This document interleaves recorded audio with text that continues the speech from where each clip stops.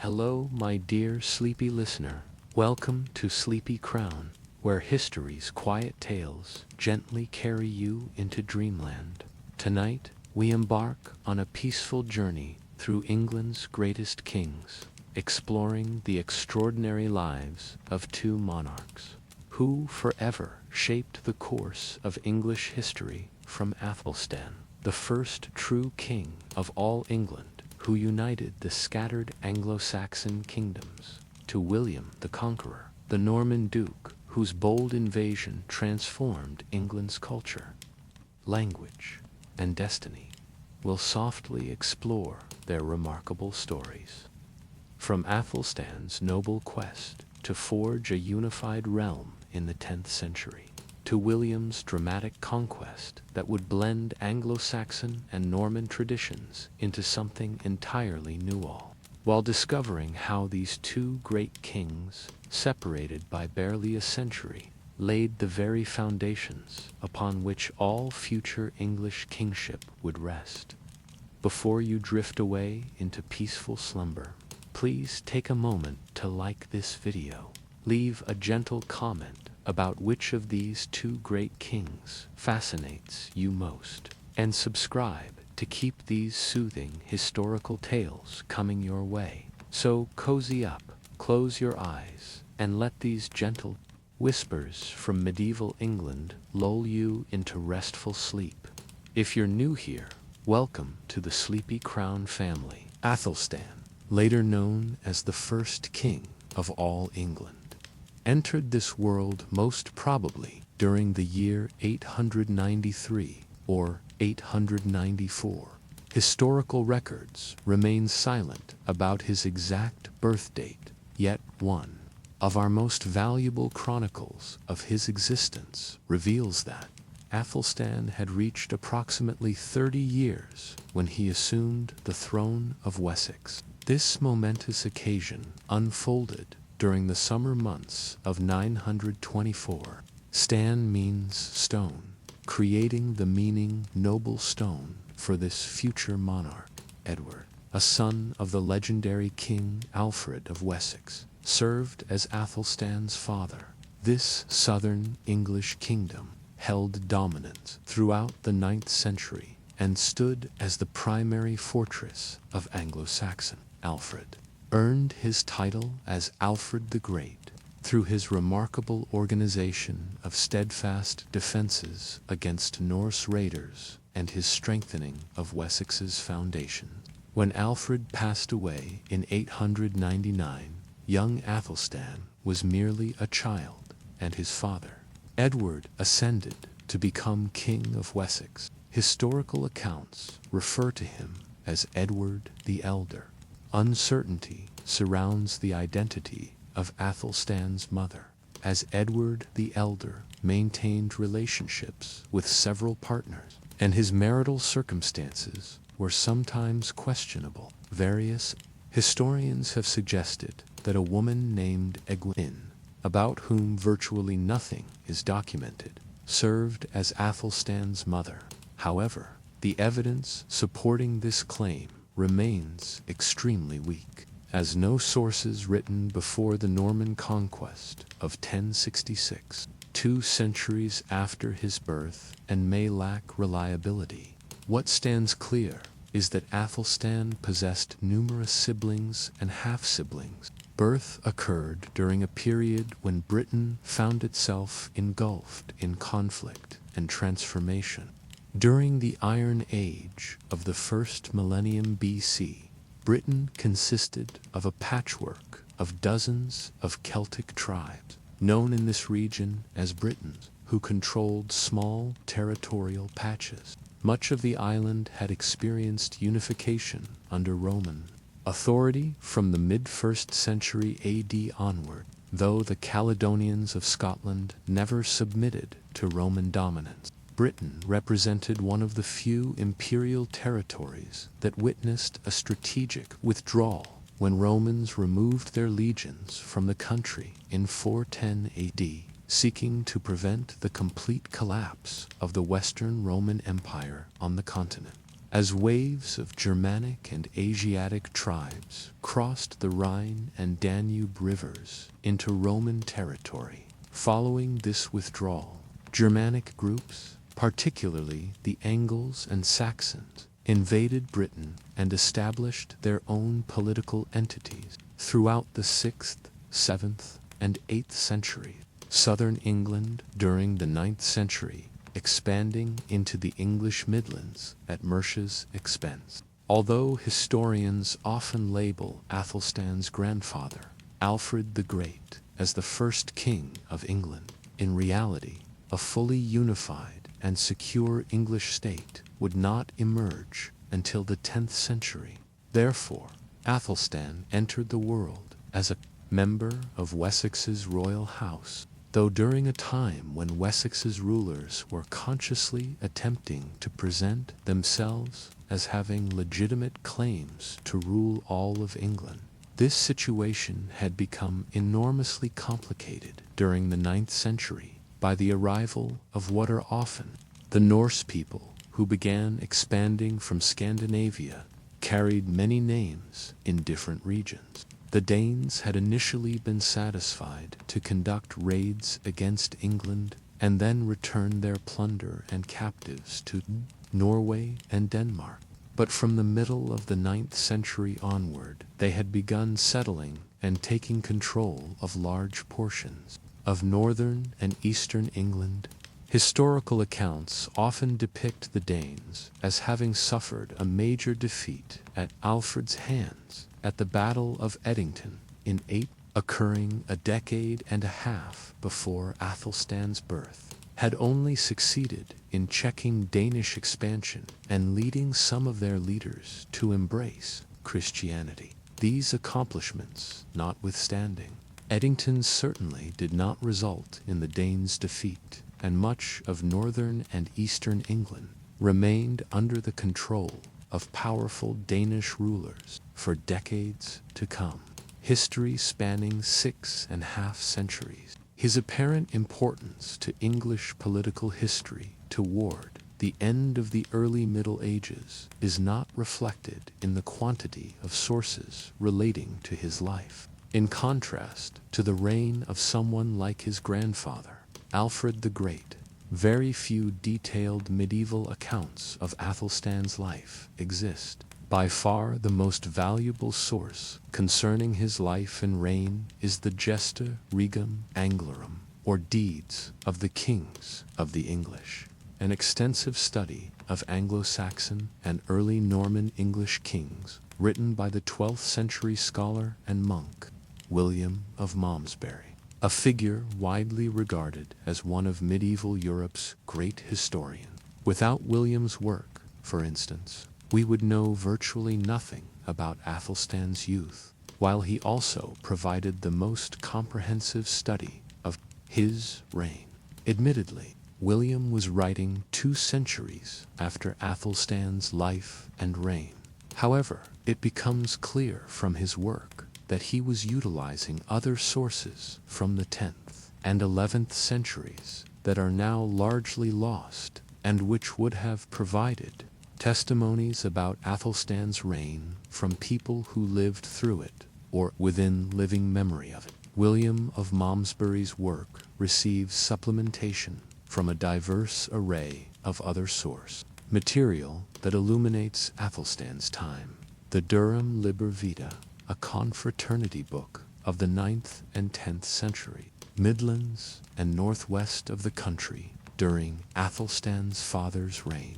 These invariably comment on Athelstan's subsequent time as king and the political background of England in the first half of the 10th century. The Liber Elensis, or Book of Ely, is a 12th century chronicle of the history of the Ely region in Cambridgeshire between the 7th and 12th centuries, which contains fragments of information on Athelstan, while there is also the material evidence that archaeologists have excavated over the years, and the material culture of coins, relics, and buildings from Athelstan's time that rest in museums and libraries today.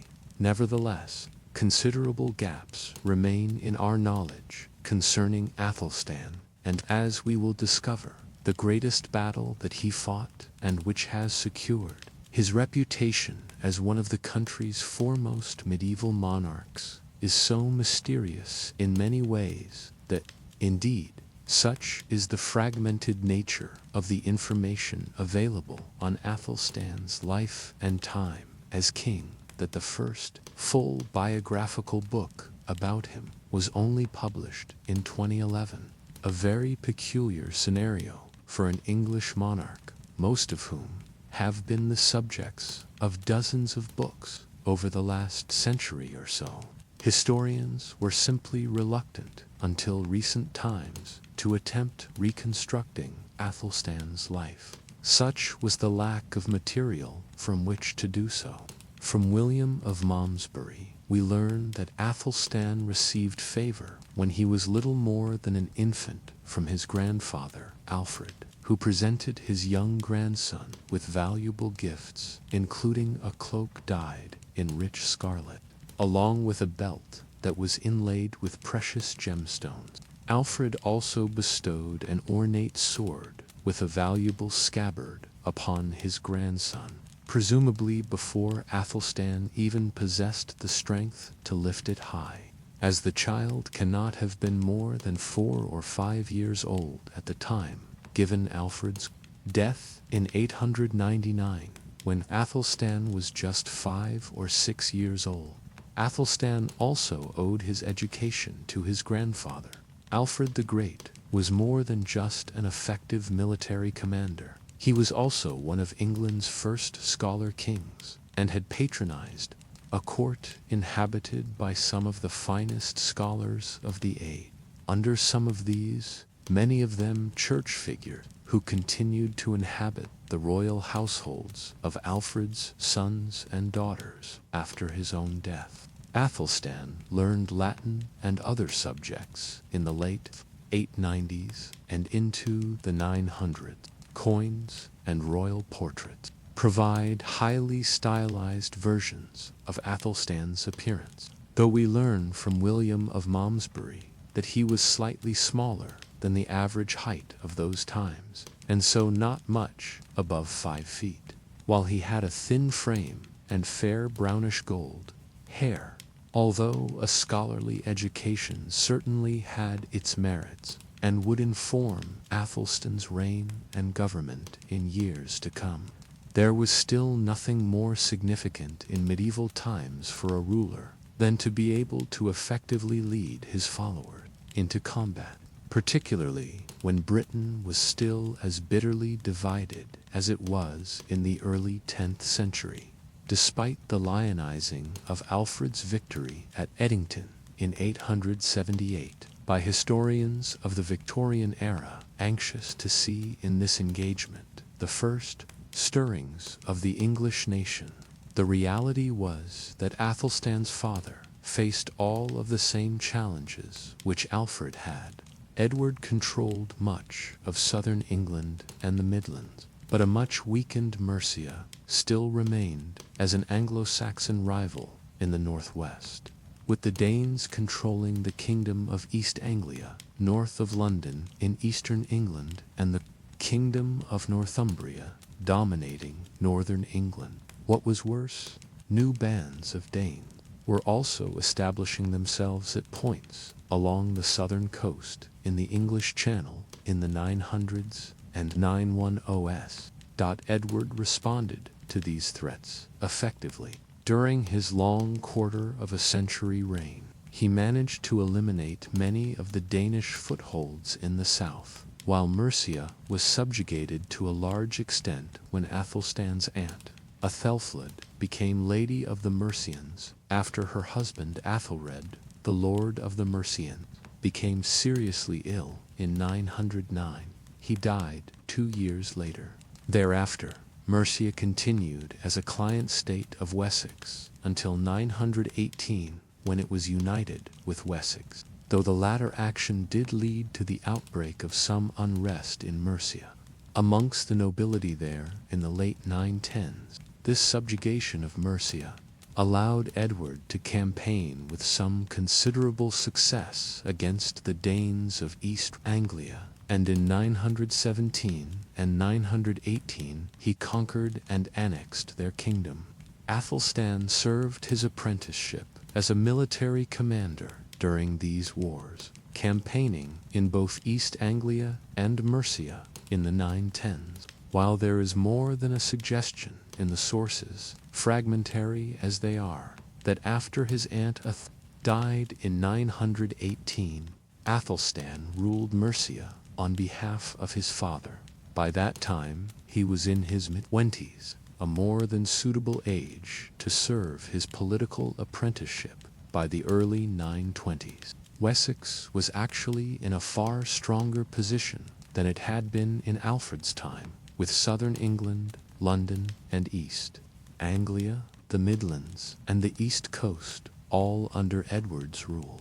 Only the kingdom of Northumbria in the north, under the Danish king Sigtryg, a ruler who had earlier been king of Dublin, and who had extensive connections and allies amongst the Norse of Ireland and the Scots, held out against Wessex's hegemony over England. This was the political environment in which Athelstan would succeed as King of Wessex in 924. King Edward the Elder died on the 17th of July in the year 924, around his 50th year. Like Athelstan and so many other Anglo-Saxon rulers, his date of birth is unknown, and so we cannot be certain of his age at the time of his death. It is not at all certain that Edward had intended for Athelstan to succeed to all of his dominions. It was far more common in the early Middle Ages for kingdoms and lordships to be divided amongst the sons of a ruler when he died, and indeed, the Carolingian Empire of Charlemagne that dominated Western and Central Europe in the early 9th century had fragmented in the century that followed owing to its division. It seems possible that Edward had intended that Athelstan would succeed as ruler of Mercia, and that his half-brother, another of Edward's sons, Alfred, would succeed to the Wessex dominions. If this was the favored arrangement, it never came to fruition, as Alfred conveniently died at Oxford 16 days after Edward under unclear circumstances, that there was perhaps some reluctance to accept Athelstan as ruler over the entirety of Edward's dominions is indicated by the fact that it was September 925, a full 14 months after his father's death, before Athelstan's coronation was held. The delay may have been owing to some opposition to Athelstan, which was drummed up by another of his half-brothers, Edwin, a biological full brother of Alfred, and a figure who seems to have had a base of support in Winchester, the capital of the Kingdom of Wessex. Athelstan eventually overcame the opposition, but Edwin would remain a rival in years to come. The early years of Athelstan's reign saw him conquer the last independent part of England, the Kingdom of Northumbria, through a combination of diplomacy and military activity. In 926, he met with King Sihtric of Northumbria in the town of Tamworth and agreed a treaty there with him, whereby the Norse ruler would marry a sister or half-sister of Athelstan's, whose name is unrecorded. The marriage alliance was accompanied by an agreement concerning the respective borders of Athelstan and Sithric's kingdom. When Sihtric died just a year later, Athelstan attempted to claim that the agreement at Tamworth had included a provision for him to succeed as ruler of Northumbria upon Sithric's death. He faced a challenger, though, when Guthfrith, a Norse ruler who had succeeded Sihtric earlier as King of Dublin across the Irish Sea, and who was most likely a brother of Sihtric, put forward his own claims to Northumbria. Military clashes followed in northern England, in which Athelstan emerged victorious after what seems to have been a relatively minor campaign.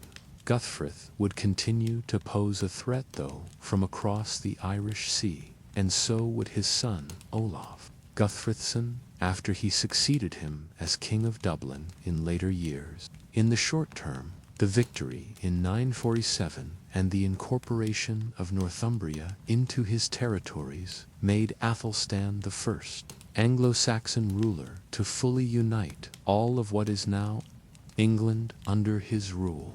In this sense, it was him rather than his grandfather, Alfred the Great, or indeed his father, Edward the Elder, who should be considered the first true king of England, though clearly Alfred and Edward had laid the groundwork for the kingdom of Wessex to unite the country and had aspired to the kingship of all the Anglo-Saxons of England.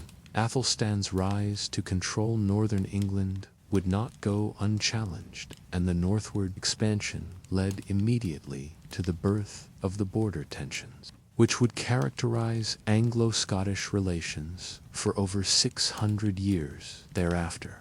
Although Athelstan held a gathering at Emond, just south of Penrith, in the summer of 927, in which he succeeded in having several Welsh lords and King Constantine II of Scotland acknowledge his position as the ruler of the territories held by the Angles and Saxons since the 5th and 6th century, the lands of the Angles, or England. As soon as these other British lords and rulers had dispersed from Emont and headed home, they began plotting against the new King of England.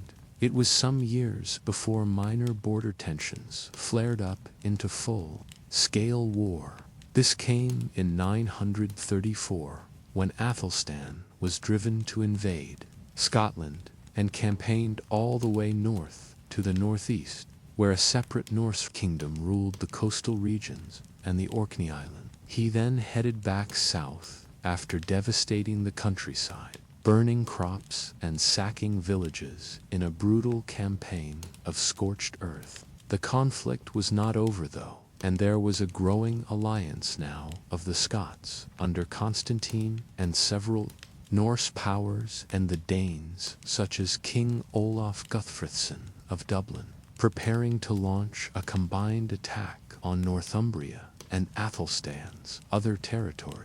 As these tensions were growing along the northern border, there were still issues that were unresolved at home in Wessex for Athelstan. His half-brother Eadwine had his own base of supporters in Winchester and elsewhere in southern England, ones which had seemingly resisted Athelstan's succession to all of Edward the Elder's dominions back in 924, eventually relenting the following year. Eadwine had remained problematic, though, and that he had significant supporters seems clear from the fact that the powerful Bishop of Winchester was frozen out of Athelstan's government in the first years of the reign. Although the dearth of sources for the reign means that we do not know what Eadwine was doing in the years that followed, it is surely significant that in 933 he was forced to leave Wessex owing to what a set of French annals called a disturbance. In England, he took ship to leave the country and died thereafter. Later sources claim he was shipwrecked at sea. However, it is now speculated that the cause of his death was rewritten in later years, and that rather than being killed at sea in a storm of some kind, Athelstan actually had his half-brother killed. The timing suggests that Eadwine had possibly become a focus of discontent and plotting against Athelstan. Perhaps he had been in contact with Athelstan's enemies in Scotland or across the Irish Sea in Dublin, and the king decided to rid himself permanently of a rival who had been a thorn in his side for many years. It is impossible to know for sure the threat which the growing alliance of the Scots and Norse lords of Scotland The Orkneys and the Irish Sea region posed to Athelstan, and his newfound dominance of northern England came to a head in 937 in what must surely rank as one of the most important but mysterious battles in English political history. Edington, over half a century earlier, in establishing a united England broadly under Anglo-Saxon control. For instance, the Annals of Ulster, a lengthy set of Gaelic annals focusing on Ulster in the north of Ireland over a period of 1100 years, though relating events across the Gaelic world, including Scotland, refer to Brunanburh as a great victory for Athelstan and a and horrible battle for Gaelic lords like King Constantine of Scotland. As such, it is clear Brunanburh was an era-defining clash. However, nobody knows exactly where it was even fought. Many historians assume, given the identity of the antagonists and the fact that control of Northumbria was the main point of contention, that it occurred somewhere along the modern-day Anglo-Scottish border. Others are not so sure and argue that the clash may have occurred substantially further south towards the English Midlands, around Northampton or near the modern-day city of Birmingham. The latter argument is quite weak, though, as an Old English poem recounted in the Anglo-Saxon Chronicle, an eclectic compendium of hundreds of years of Anglo-Saxon history, states that the battle took place near the coast or a large river of some kind. No archaeological site has ever been identified to correspond to the battle, though surely a plausible candidate is also the northwestern region of England around Liverpool north towards Blackpool. As one brief account of the battle notes that one of the Norse contingents that fought in the battle were able to make a hasty retreat back across the Irish Sea to Dublin in the aftermath of it. The location of Brunanburh may be contentious, but the result isn't. Armies of an unknown size squared off against each other. Athelstan's Anglo-Saxon forces, which must have included a sizable contingent of Danes who were second and third generation settlers in places like East Anglia and willing to fight for an Anglo-Saxon king, faced a coalition of Scots and Norse soldiers led by King Constantine of Scotland, King Olaf Guthfreyson of Dublin, and a number of more minor lords, which probably included King Owain of Strathclyde. These enemies of Athelstan's had different personal motives for resisting his expansionist policies, with Constantine and the other Scots anxious to prevent any further northern expansion and, if possible, to reclaim parts of Northumbria, while Olaf believed he had a claim to Northumbria by right of his relation to the deceased King Sithric. Whatever ambitions they might have had soon vanished. The Anglo-Saxon Chronicle records that Athelstan won the greatest victory that the Anglo-Saxons had ever achieved on British soil in over 4 centuries since their first arrival. The Norse of Dublin fled back across the Irish Sea, and their allies dispersed northward, leaving Athelstan in uncontested control of Northumbria for the remainder of his reign. It was not just in Northumbria that Athelstan expanded his dominions, or at least aspired to. His reign also marked a significant step towards a king of England, putting forward a claim to Wales. The people of Britain today are used to the island being divided politically into the distinct countries of England, Wales, Scotland, and Northern Ireland, albeit ones which are politically united as the United Kingdom of Great Britain and Northern Ireland. But this was not always the case. The Celtic Britons of pre-Roman Britain would have made no such distinction between England, Wales, and Scotland. Instead, The idea of a distinct Scotland emerged as this was the portion of the island the Romans never conquered, while it was also heavily Gaelicized by Gaelic Irish settlers from the north of Ireland in late antiquity and the early medieval period, in contrast to the lands further to the south. Wales's independent political identity came about largely because this part of southern Britain was not conquered by the Angles and the Saxons in the 5th and 6th centuries, while some of the Anglo-Saxon lords of the early medieval era, notably King Alfred of Mercia, began building earthwork defenses across the region where the border between England and Wales lies today. The most famous element of this is Uffa's Dyke, erected in the 8th century, large stretches of which are still visible. In the landscape along the border, the Cymry people here gradually began developing a distinct identity west of Uffa's Dyke, which would become known as Welsh identity over time with its own distinct language.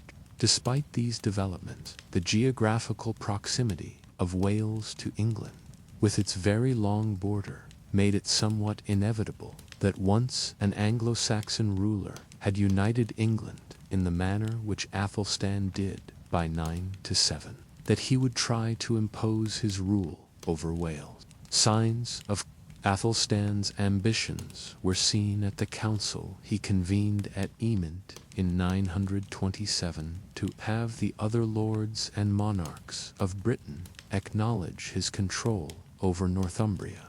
Several Welsh lords, such as Hywel of the West Welsh, were present at this gathering, and to Athelstan's mind it could have been viewed as more junior lords coming to acknowledge his suzerainty over them. A further separate meeting between Athelstan and the Welsh lords was held at Hereford in the English West Midlands, near the Welsh border, later in 927. Here, Athelstan's claims to influence in Wales were made more expressly clear when Hywel Owain of Gwent and a number of other major Welsh lords agreed to pay an annual tribute to Athelstan, while lords such as Idwal, king of Gwynedd, who had not been present at Emont, also submitted at Hereford.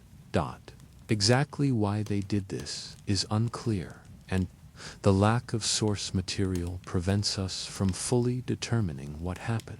The fact that Athelstan subsequently took hostages in the form of younger sons and relatives of these Welsh lords to be raised at his court in England as a guarantee of their future obedience clearly indicates they entered into these vassalage agreements unwillingly. Perhaps Athelstan had campaigned against the Welsh in the mid-920s, forcing them to acknowledge him as their overlord, and details of these military ventures are simply not recorded in the handful of medieval chronicles which briefly cover Athelstan's reign. Whatever the circumstances of how it came about, Athelstan's partial subjugation of the Welsh lords in the 920s and the manner in which he had campaigned militarily into Scotland in 934 led to a growing belief in him as not only the king of a united England, but also in his ability to exercise imperium or imperial rule over all of Britain. In line with this, he consciously tried to present his claim to be the ruler of a united Britain to the world as his reign progressed. In the mid-920s, shortly after he had become king of Wessex, Athelstan is still described in charters and other royal documents that have survived as the king of the Anglo-Saxons, the same title his grandfather Alfred and father Edward had generally used on royal documents. Yet from 927 onwards, the titles which he used on charters and other documents demonstrated his growing claims to not just rule England, but all of Britain. Some use the Latin term Rex Anglorum, meaning King of the English.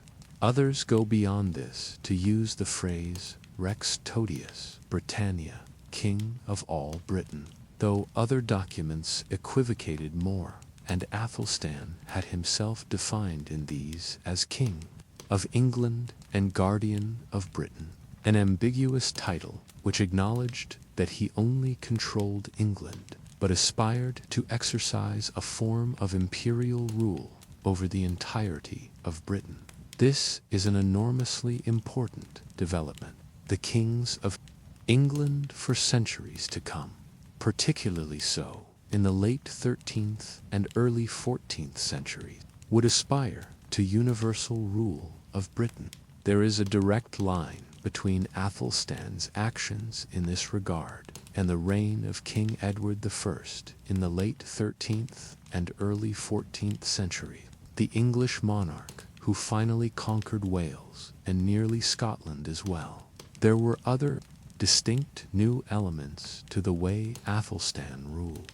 He expanded the convening of wittens or councils. These had been used by various Anglo-Saxon monarchs since the 7th century, but they were being more systematically used as a way of governing by Athelstan's time. The size of the wittens convened by Athelstan and the frequency with which they met have led some historians to suggest that Athelstan was an important figure in the development of what might be considered to be an embryonic parliament in England. This probably goes too far. The likelihood is that Athelstan and his father Edward before him had simply expanded their dominions so significantly in the 910s and 920s, effectively adding Mercia, East Anglia, and Northumbria to the territories, that it was necessary to convene ever larger wittens and more frequently in order to hear the grievances of local lords and officials and allay the possibility of regional revolts and disturbances. If the expanded use of wittens and royal councils by Athelstan was simply an expediency designed to ensure that the lords of his realms remained peaceful and obedient, there was nothing piecemeal or half-hearted about the manner in which he sought to centralize power at his court in Winchester through the use of legal and administrative instruments. One of the most important elements of this was through the increased use of royal charters. Royal charters had been used throughout Anglo-Saxon history, but in contrast to the general lack of histories and chronicles on Athelstan, there was a pronounced increase during his reign in the number of royal charters that were issued. Furthermore, studies of these have identified clear literary connections in terms of how they were being composed, and that they must have been the work of a handful of anonymous scribes who were employed by Athelstan at Winchester over a period of years, pointing towards a growing chancery or embryonic civil service of a kind at the court there. Similarly, while coins had been issued by Athelstan's Anglo-Saxon predecessors in Wessex, Mercia, and elsewhere in England for centuries, Athelstan was a master of their use for political purposes. It was from the coins that English men and women used for trade and commerce in the 930s that they read the words Rex Totius Britannia, King of all of Britain, next to the side profile image of Athelstan, telling the king's subjects that he now aspired to the rule of all of Britain. Few people would have been literate enough to understand the words themselves. However, their meaning would have been shared by those who could.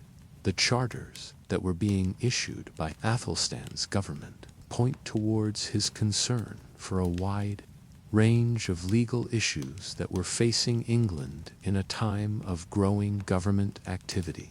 For instance, the Ordinance of Duncet was issued to regulate legal jurisdictions along the border with Wales, while there were also a wide range of laws on local issues for regions like London and Kent issued in Athelstan's name, a sign that government was expanding and its range of concerns growing greater was seen in the issuance of an ordinance on charities which sought to regulate the manner in which poor relief was offered by the religious houses and other institutions. Some of this legislation, when it came to things like the laws around theft and the collection of local taxes, would influence English law for centuries to come. It is understood that the Archbishop of Canterbury, Wulfhelm, may have been the intellectual driving force behind some of these new pieces of legislation. Nevertheless, the fact that Athelstan was willing to champion them and introduce them as new laws during his reign attests to his dynamism as a ruler. As much as these developments point towards a more centralized and powerful state developing under Athelstan, the reality was that any early medieval kingdom had only limited abilities to exercise control over a large state, stretching from Northumbria in the north to the English Channel in the south, and from Cornwall in the west to the Wash on the North Sea on the east coast. Athelstan consequently had to rule through a number of powerful local lords, known in Anglo-Saxon England as aldermen, from which the modern municipal title of alderman derived, localities on behalf of the king. It would be premature to describe Athelstan as ruling over a feudal lordship. That would only come later through Norman culture, but it is necessary to note that Athelstan, as powerful and significant a monarch as he was not an autocratic king in the shape of a 17th or 18th century ruler of an absolutist monarchy like France or Russia. He was always reliant on close relations with figures like the alderman to retain control over such a large kingdom as the one he had, built by the 930s. While unfortunately we know very little about Athelstan's personal life and the nuances of his character, we do know that he had a more cosmopolitan outlook than his predecessors. Athelstan was the first Anglo-Saxon ruler to develop a foreign policy which purposefully sought to develop ties between the royal house of England and some of the leading royal lines and noble households of continental Europe. He did so by organizing a series of marriages between his extended family members and other European rulers. For instance, in 926, he received an embassy from France, which proposed a marriage alliance between Hugh of Neustria and Athelstan's half-sister, Edhild. The marriage alliance that was negotiated included the gifting of several holy relics to Athelstan, the collection of which was a personal obsession of Athelstan. 4 years later, Egith, another half-sister of Athelstan's, was married to Otto, the future king of Germany. Hence, there was a deliberate policy followed by Athelstan designed to cultivate links to the royal houses of France and Germany and leading lords therein. It was not simply marriage alliances that characterized Athelstan's foreign policy. His court also became a center of intrigue for individuals with interests in the kingdom of the Franks and elsewhere. Back in 922, 2 years before Athelstan succeeded his father, his half-sister, Edgifu, who some years earlier had married Charles the Simple, king of the Franks, arrived back home in England with her and Charles's young son, Count of Paris. Edgifu had returned home not only looking for aid to support her husband's cause, but that of her son Louis. Athelstan allowed Edgifu and Louis to remain in England after he became king, and his court became a regular haunt of Frankish nobles who wanted to support Charles the Simple's cause. That became Louis's cause from 929 onward. Athelstan was effectively supporting his half-nephew's claim to the title of King of the Franks. Louis had many supporters, chief amongst them the Margrave of Neustria, Hugh the Great. It was the beginning of an alliance between the Frankish state and England, as Athelstan contributed towards a fleet which King Louis sent to reduce some of his more unruly lords in the Flemish sections of the Low Countries in 939. Other visitors to Athelstan's court in the 930s from the continent included lords of northern France who were being displaced by the Norse settlers there, in a portent of England's future issues with the Normans across the English Channel.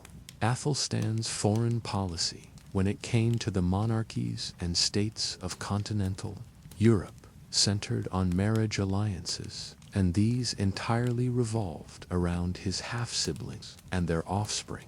This was because Athelstan did not marry himself, nor is there any evidence that he entered into serious marriage negotiations at any time, and he was clearly an intentional bachelor. Most historians of late Anglo-Saxon England agree that Athelstan's decision not to marry was owing to his clear religious piety and a desire to remain celibate. The various chronicles and annals mention that he was unusually religious, and this accounts for his not marrying. He almost certainly didn't have any children out of wedlock either, although there is one curious stray reference in the book of Ely to Ely Cathedral as having received gifts and a financial bequest of some kind from a daughter of Athelstan's. The most likely explanation for this erroneous statement is that the compiler of the book,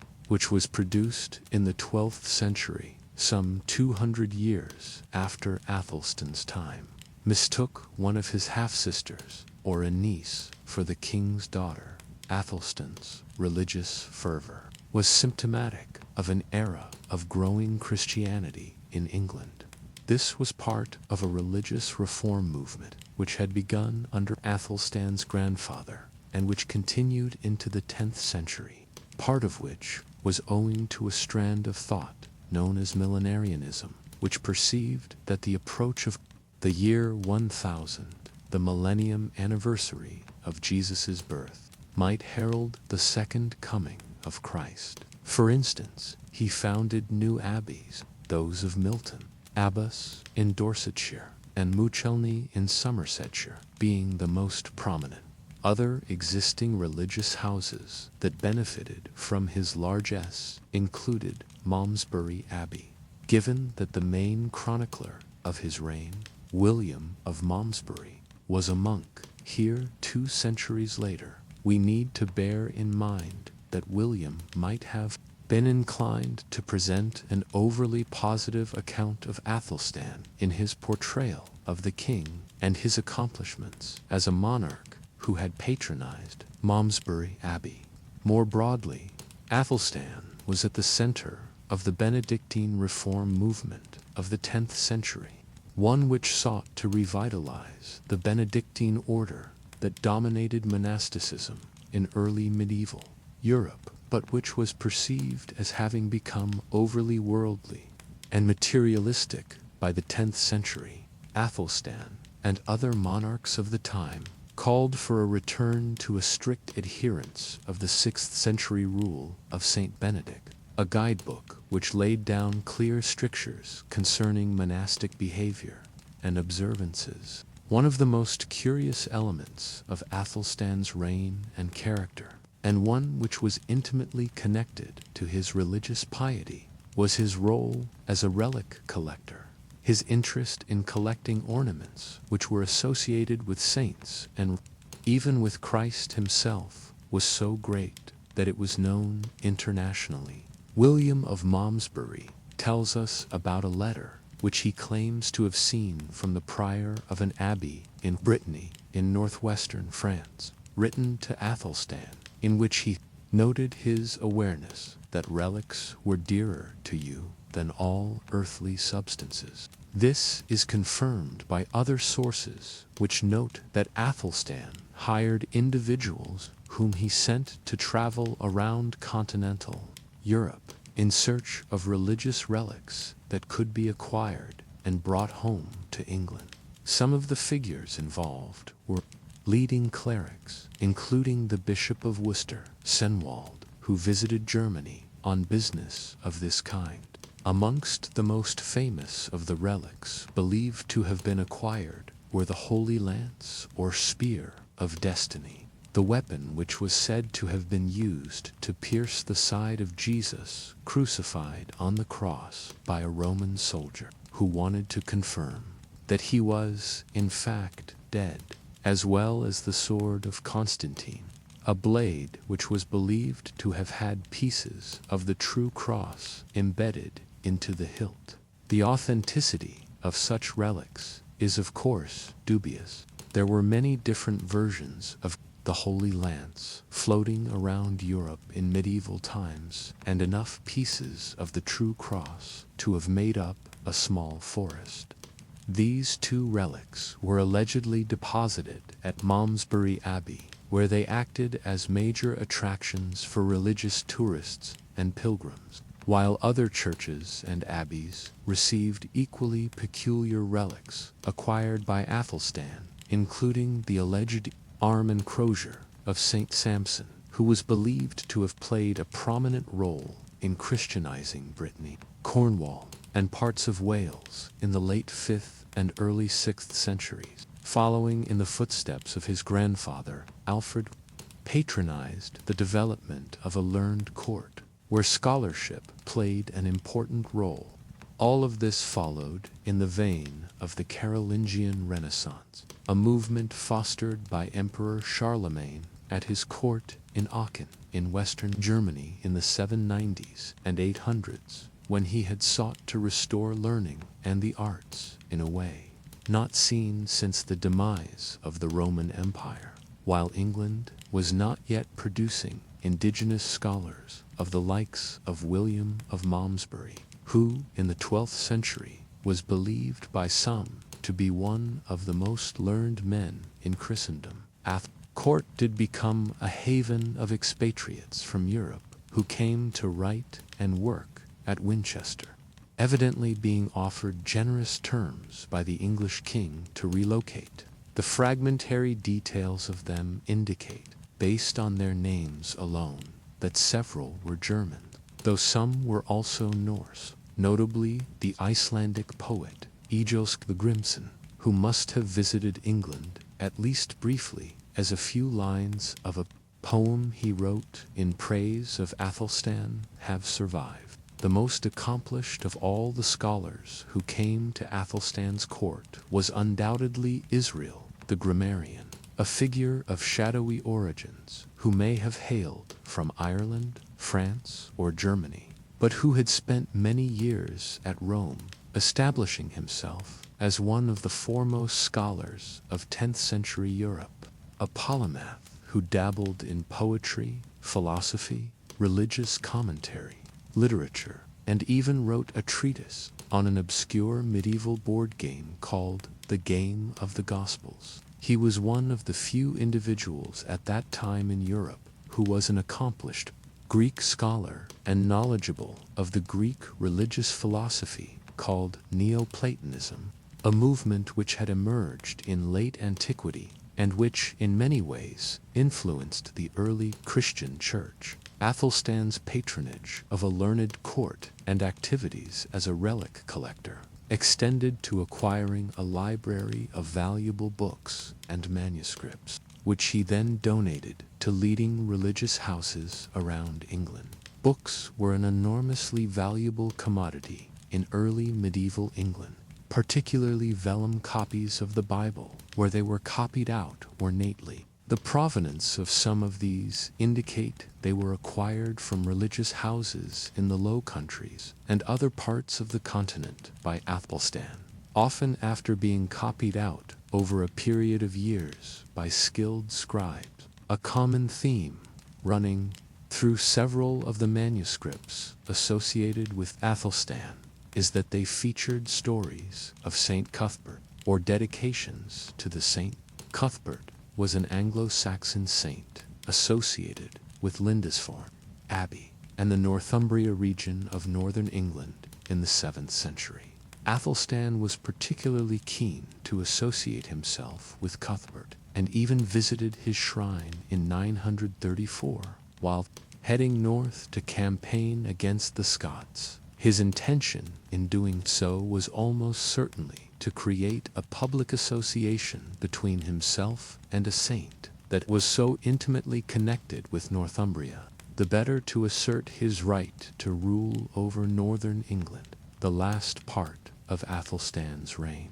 In the relative peace that followed the Battle of Brunanburh in 937, were spent largely devoted to these religious and scholarly pursuits. He was particularly keen to ensure that England's monastic houses and abbeys were following the religious reform trends that were being actively pursued on the continent, and Athelstan's relic hunters in Germany and elsewhere, such as Bishop Cenwalh, were also charged with observing the reforms that were taking place in the Benedictine monasteries which they visited and stayed at in their travels. Hence, Athelstan's religious program extended beyond the mere collection of relics of dubious authenticity or elaborately produced manuscript books to real, tangible changes to the organization and management of the Church in England in a way which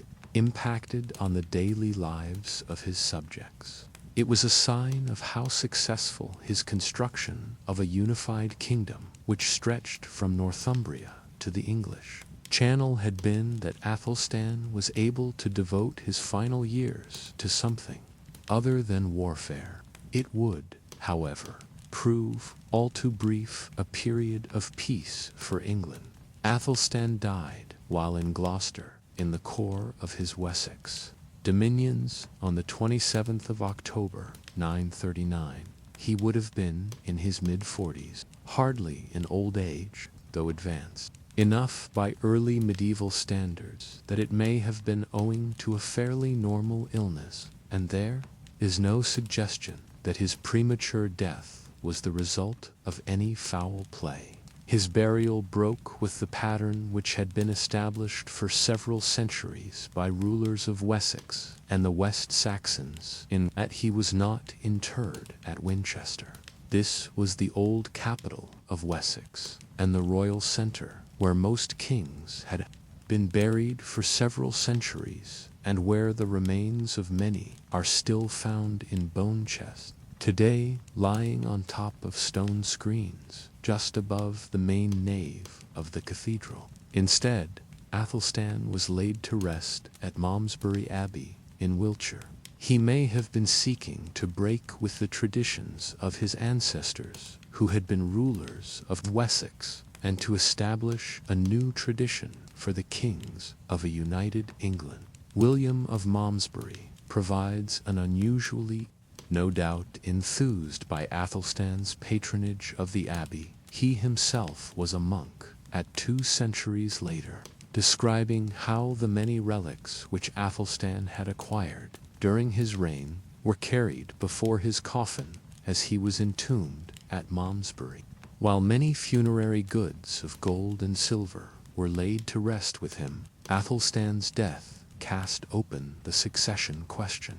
As he had grown older and not married or had children, this had become more and more pressing, and a general consensus had developed around a favored candidate, despite the fact that with many half-siblings, nephews, and cousins, there were numerous potential candidates. The figure who was chosen from amongst these was Athelstan's half-brother, Edmund, or Eadmund, born to Edward the Elder, and his younger consort, Edgifu, born around 920. Edmund was old enough by 939 to be able to assume the throne uncontested. The change of monarchs presented an opportunity for Olaf Guthruthson of Dublin, who, despite the setback at Brunanburh 2 years earlier, retained ambitions to claim control of Northumbria and crossed to northern England to assert control over the region when news arrived to him of Athelstan's death. Hence, despite Athelstan's best efforts, Northumbria quickly fell out of the control of the Anglo-Saxons following his death, and would only be reclaimed gradually in the 940s. The events immediately following Athelstan's death highlight the fluctuating nature of the politics of England over the century that followed. A strong ruler like Athelstan could unite England under his rule, but once strong, centralized Anglo-Saxon kingship disappeared, there were always Scottish, Welsh, and Norse, or Danish, elements willing to take advantage of the situation. Such was the case in the mid-950s when the kingdom was divided between Edmund's sons, Edwig and Edgar.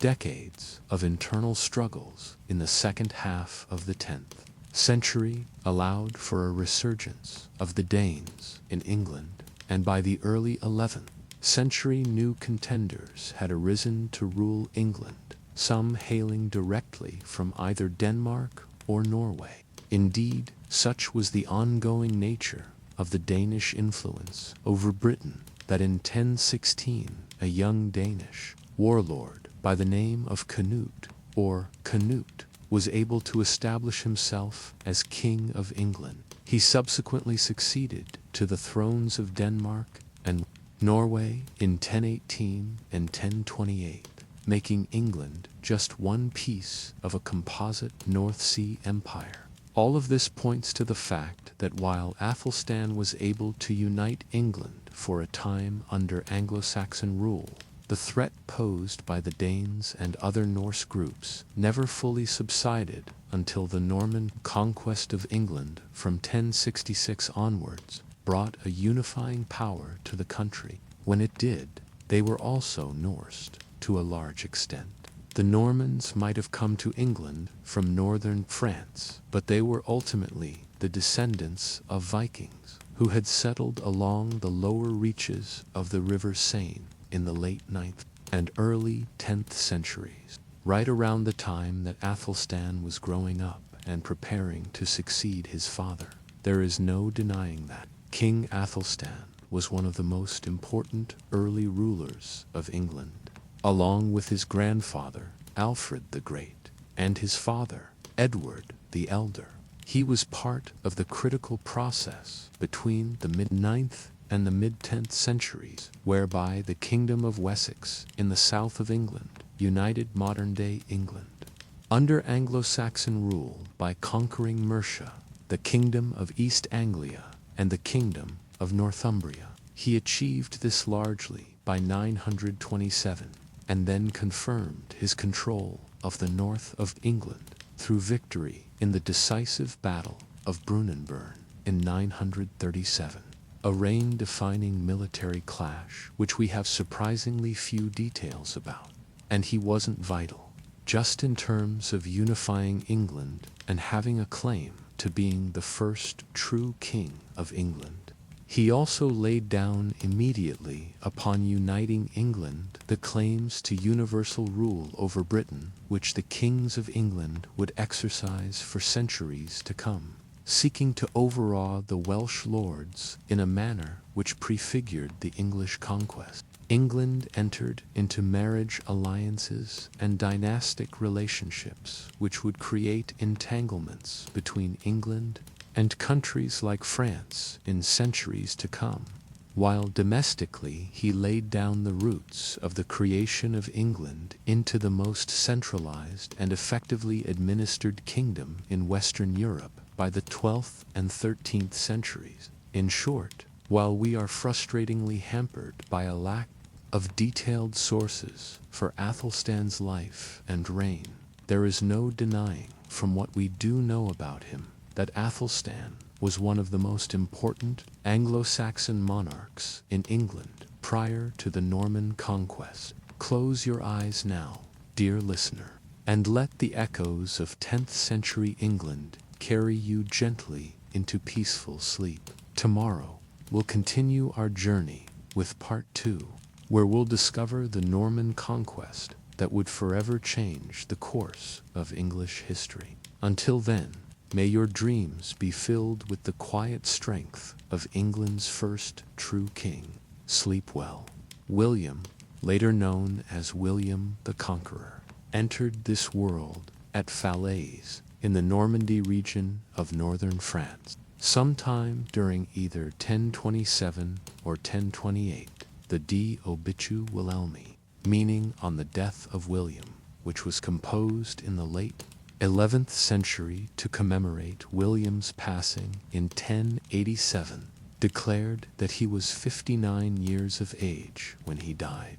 If this account proves accurate, William must have been born sometime between the 10th of September, 1027, and the 9th of September, 1008.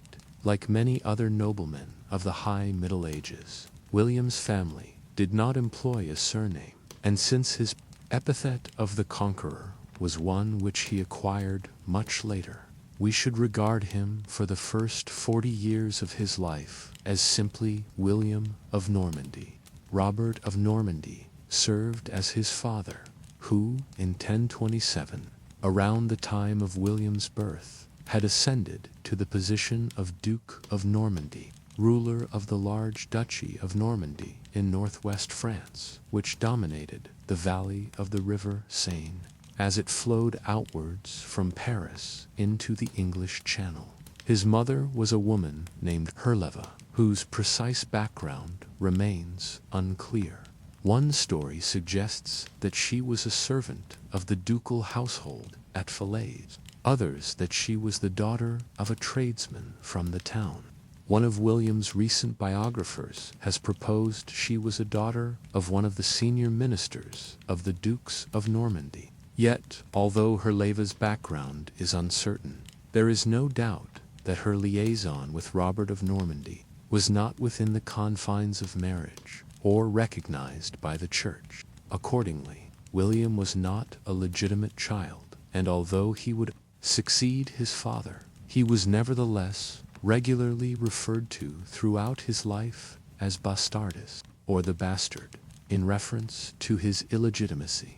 The Duchy of Normandy, into which William was born, and which he would soon rule, was a relatively new dukedom or territory in France. Its origins lay in the late 9th and early 10th centuries. William's great-great-great-grandfather was Hrl Far, a Viking who, in the late 9th century, led a large Viking contingent which launched several raids into the north of the Kingdom of the Franks, in what is now France. However, unlike many other Viking war parties, which simply raided regions and moved on, by the Ba-Ti-Ling Shrlfr and his Viking followers had settled in the lower Seine River Valley, from where they could exact money from Paris and farm the rich farmland of the Normandy region. This situation lasted until the early 10th century, when eventually the French king, Charles III, in 911, decided to accommodate Hrlfr as one of his own subjects, rather than continue to be harassed by these Viking warriors. Thus, in Jubai-Ishriyi, Hilfr became the first Count of Normandy, and he changed his name to that which he is most commonly known by today. He called himself Rollo, and in time his ancestors would adopt the title of Dukes of Normandy.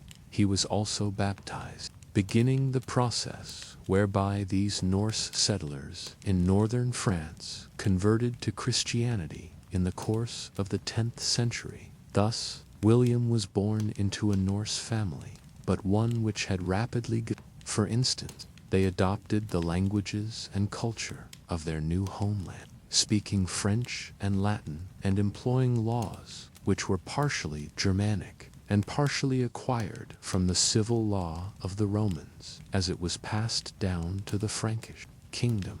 However, they brought some of their own culture to the region as well. Consequently, this was soon understood to be a unique culture which was present in northwest France, one which would have an enormous impact on Europe During the High Middle Ages, the people here were called the Normans, and their culture was Norman culture. The word comes from the term for Normandy, the land they inhabited, which effectively means the land of the Northmen in recognition of the Norman origins in Scandinavia. William's childhood is relatively shadowy compared with our extensive knowledge of his later life. He evidently received some sort of literary education, but the details are unclear, other than a nugget of information which reveals that a mysterious Ralph the monk was involved. By the time he was just 7 or 8 years old, the Duke's young son was already being included in ceremonial events concerning the feudal governance of Normandy. For instance, when some of Robert's feudal lords paid homage to him, William was present at these ceremonies in recognition of the fact that their fealty would pass to him one day when Robert died and William succeeded him. One had to grow up fast as a potential lord in 11th century Europe. Icily, the most traumatic and momentous event in William's young life, occurred in 1035 when he was either 7 or 8 years old. The boy would have been aware, even at this young age, of his father's prolonged absence from Falaise. In 1034, he had undertaken a pilgrimage to visit Jerusalem in the Holy Land. However, on the way home, he fell ill and died at Nicaea in northwestern Anatolia, in what is now Turkey, on the 2nd of July, 1035. When news of his death reached Normandy, the young William, as Robert's only son, though illegitimate, was now proclaimed Duke of Normandy. Rumors which emerged at the time that Duke Robert had been poisoned in Anatolia are almost certainly spurious, and his sudden illness and death could have been owing to any wide range of maladies which were barely understood at the time. William's reign during his minority was chaotic. Already during Robert's reign there had been a number of overly powerful lords exercising too much independence from the ducal court at Falaise, and with an 8-year-old boy, now the Duke of Normandy, these tendencies only became greater. Consequently, William's guardians spent much of the 1030s and early 1040s trying to re-establish ducal authority. The situation even declined to the extent that William had to be moved around the Normandy region for his safekeeping. Despite these early challenges, William was able to assume the rule of Normandy in his own right upon turning 15, most likely in 1042. It is from this date that major chroniclers of William's life, such as William of Jumièges and William of Poitiers, began to describe him as being at the center of events occurring in Normandy. For instance, William's first active military success is described as being the capture of Falaise from a recalcitrant local lord named Thurston Goes. This occurred early in 1043, when William was probably 15 years of age. Thereafter, in the years ahead, he succeeded in re-establishing ducal authority throughout northwest France, aided to a great extent by the King of France, Henry I. The most significant moment in this stabilizing of his rule in Normandy came in the early summer of 1047, when William was on the cusp of entering his 20s. At this time, he managed to see off a serious challenge to his legitimacy when his cousin, Guy of Brionne, claimed the duchy for himself. William eventually defeated Guy at the Battle of Valais Dunes near Caen in Normandy, following which he imposed a truce of God on the other Norman noble, a medieval concept which was at its height in the 11th and 12th centuries, and which called for Christian lords to swear vows of peace towards one another. Following this, William cemented his control of the region by appointing his half-brother, Odo, as Bishop of Bayeux in 1049.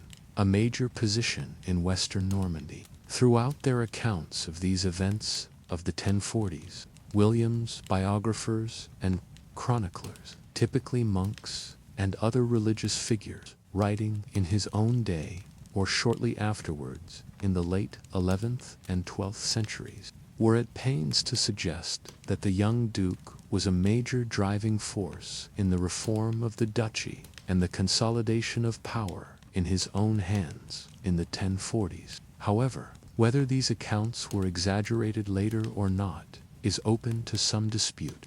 Is also from the period of the late 1040s and into the 1050s that we first hear regular mention in contemporary histories of figures such as William Fitz-Osborne and Roger de Montgomery as acting as William's advisors. These men would advise William for many years to come, and their appearance in the historical record at this time gives the impression that a stable and coherent government had been formed in the late 1040s. Several of these individuals would also be William's closest confidants and commanders when it came to his famous invasion of England many years later.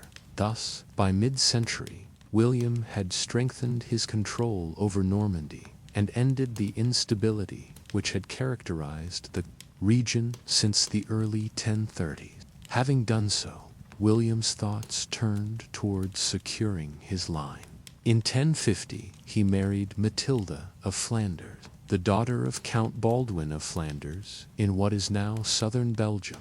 Baldwin was one of the most powerful rulers in northern Europe at the time, and the marriage was a major diplomatic coup for William. In time, the union would result in 4 sons, Robert, Richard, William, and Henry, and 5 daughters, Adelida, Cecilia, Matilda, Constance, and Adela. 2 of these sons would sit on the throne of England in time to come. William's career subsequent to 1050 and the events which have made him one of the major figures in English history must be assessed in light of developments in England as far back as the 1010s.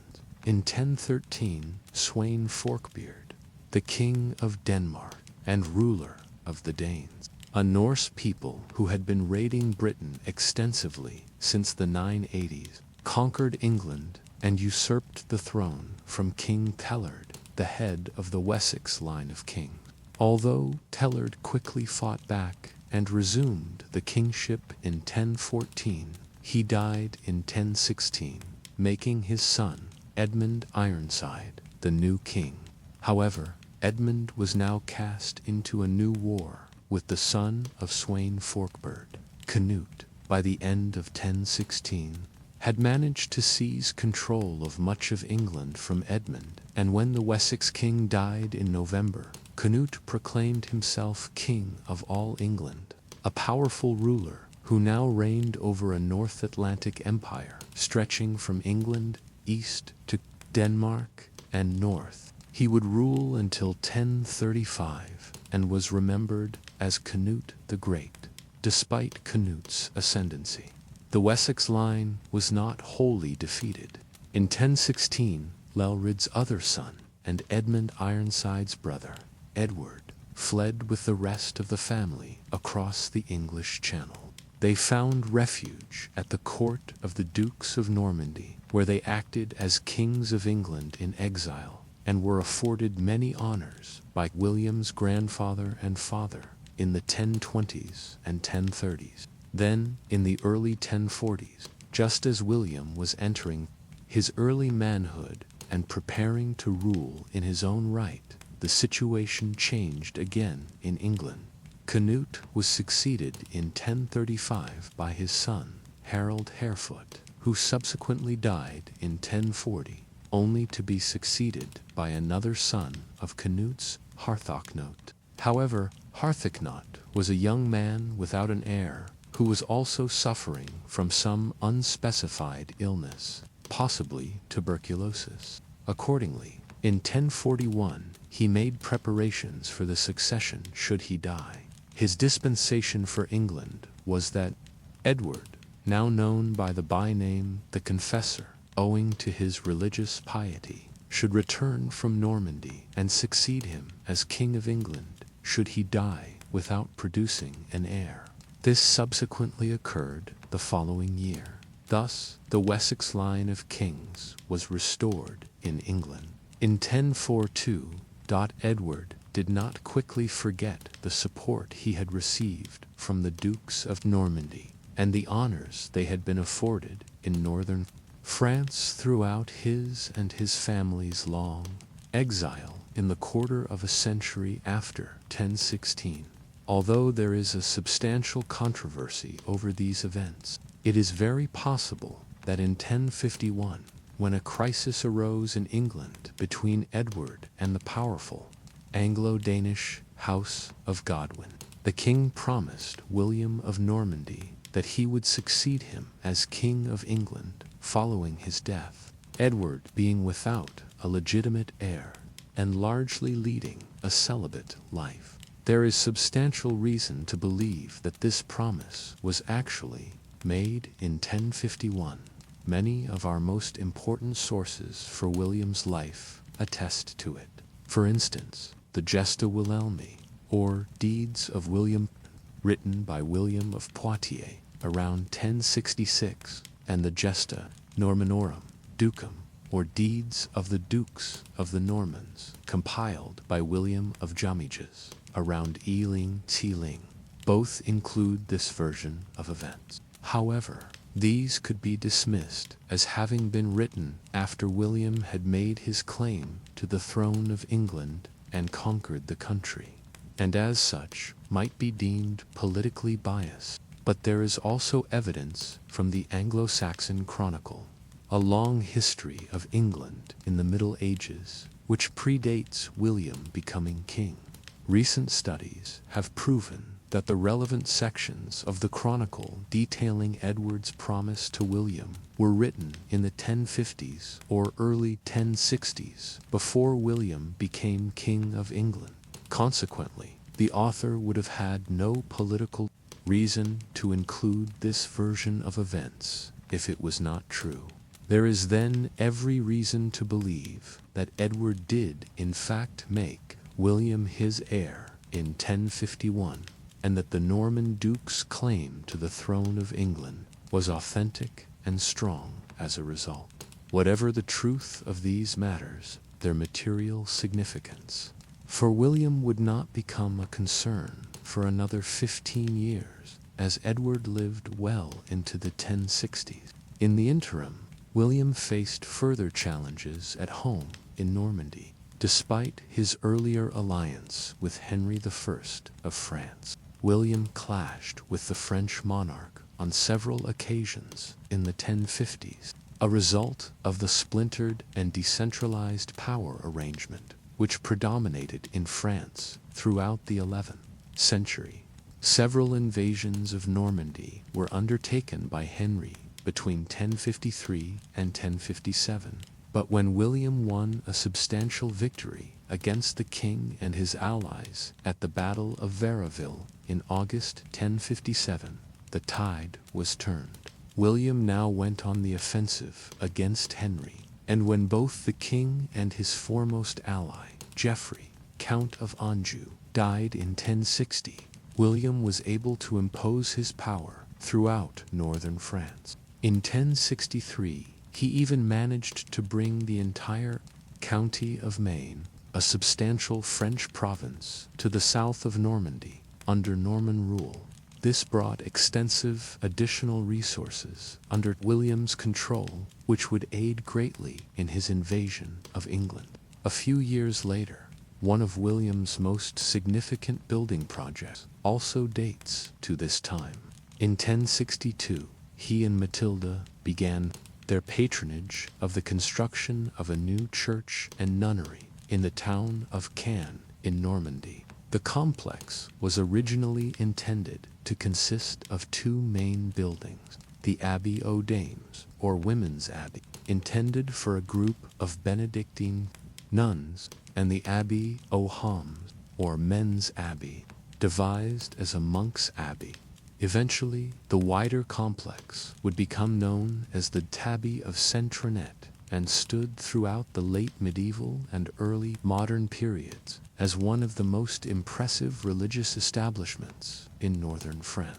However, it was not fully completed until 1130, long after both William and Matilda had died, an indication of the sheer ambition of the project. When completed, it consisted of a main church built in the Gothic style, with transepts spreading out from the back thereof into the abbeys for the nuns and monks. These transepts were built in the early medieval Romanesque architectural style, and so the church and abbeys at Caen, which William patronized, are a melding of the main architectural style of both the early and high Middle Ages, a statement of a world which, like the Duchy of Normandy, stood at the end of one period of Europe's history and the beginning of another. Having secured the southern border of Normandy, William turned his attention west in 1064 towards the Celtic Duchy of Brittany and its ruler, Conan II. This resulted in the Breton-Norman War, which would last until 1066, eventually ending in something of a stalemate. But it is curious for having involved Harold Godwinson, Earl of Wessex, in England, and the head of the powerful house of Godwin. Harold had most likely been sent to France to reaffirm King Edward's earlier offer to William to succeed him as England's ruler. At this time, William made Harold swear an oath that he would accept his succession.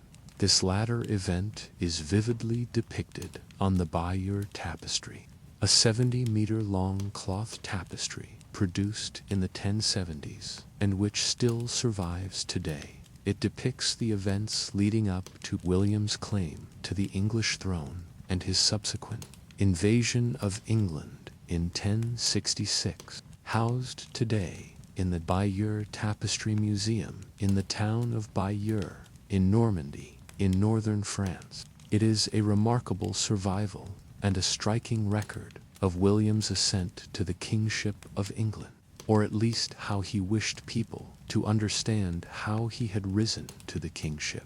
The meeting of William and Harold in northern France in the mid-1060s was to take on a striking significance in early 1066. King Edward the Confessor, by now in his 60s, fell into a coma late in 1065. He never fully recovered, and he died on the 5th of January 1066 in London.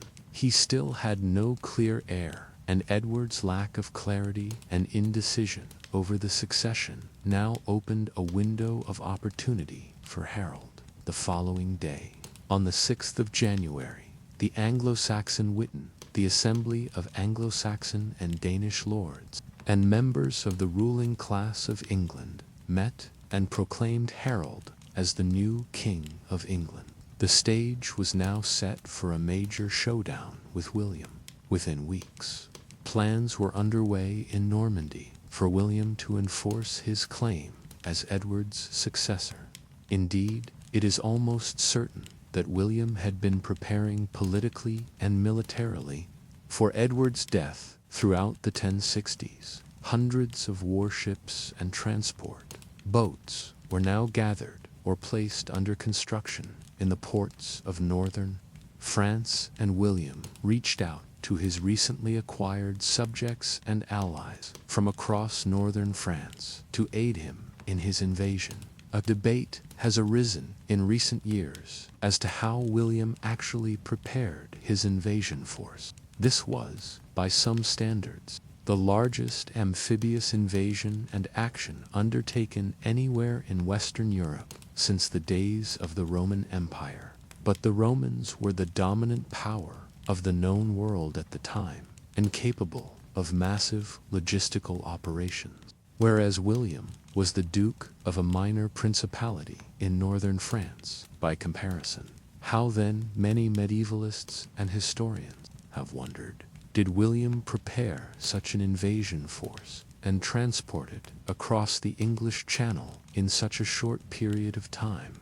What historians of this subject increasingly believe is that the Norman invasion of 1066 was only made possible by the diffusion of new technologies to northern France from other parts of Europe in the course of the 11th century.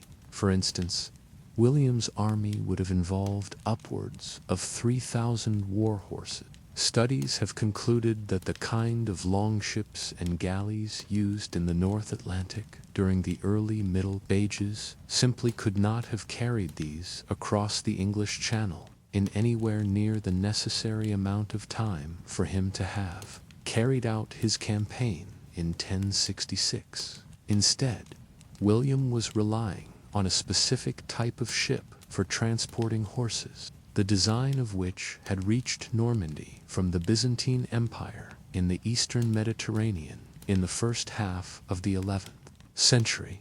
Thus, from a logistical point of view, the Norman invasion of 1066 and William's expedition was only possible because of the changing nature of medieval Europe in the 11th century and the increasing diffusion of knowledge and technologies. Around the continent, William was not the only claimant to the throne.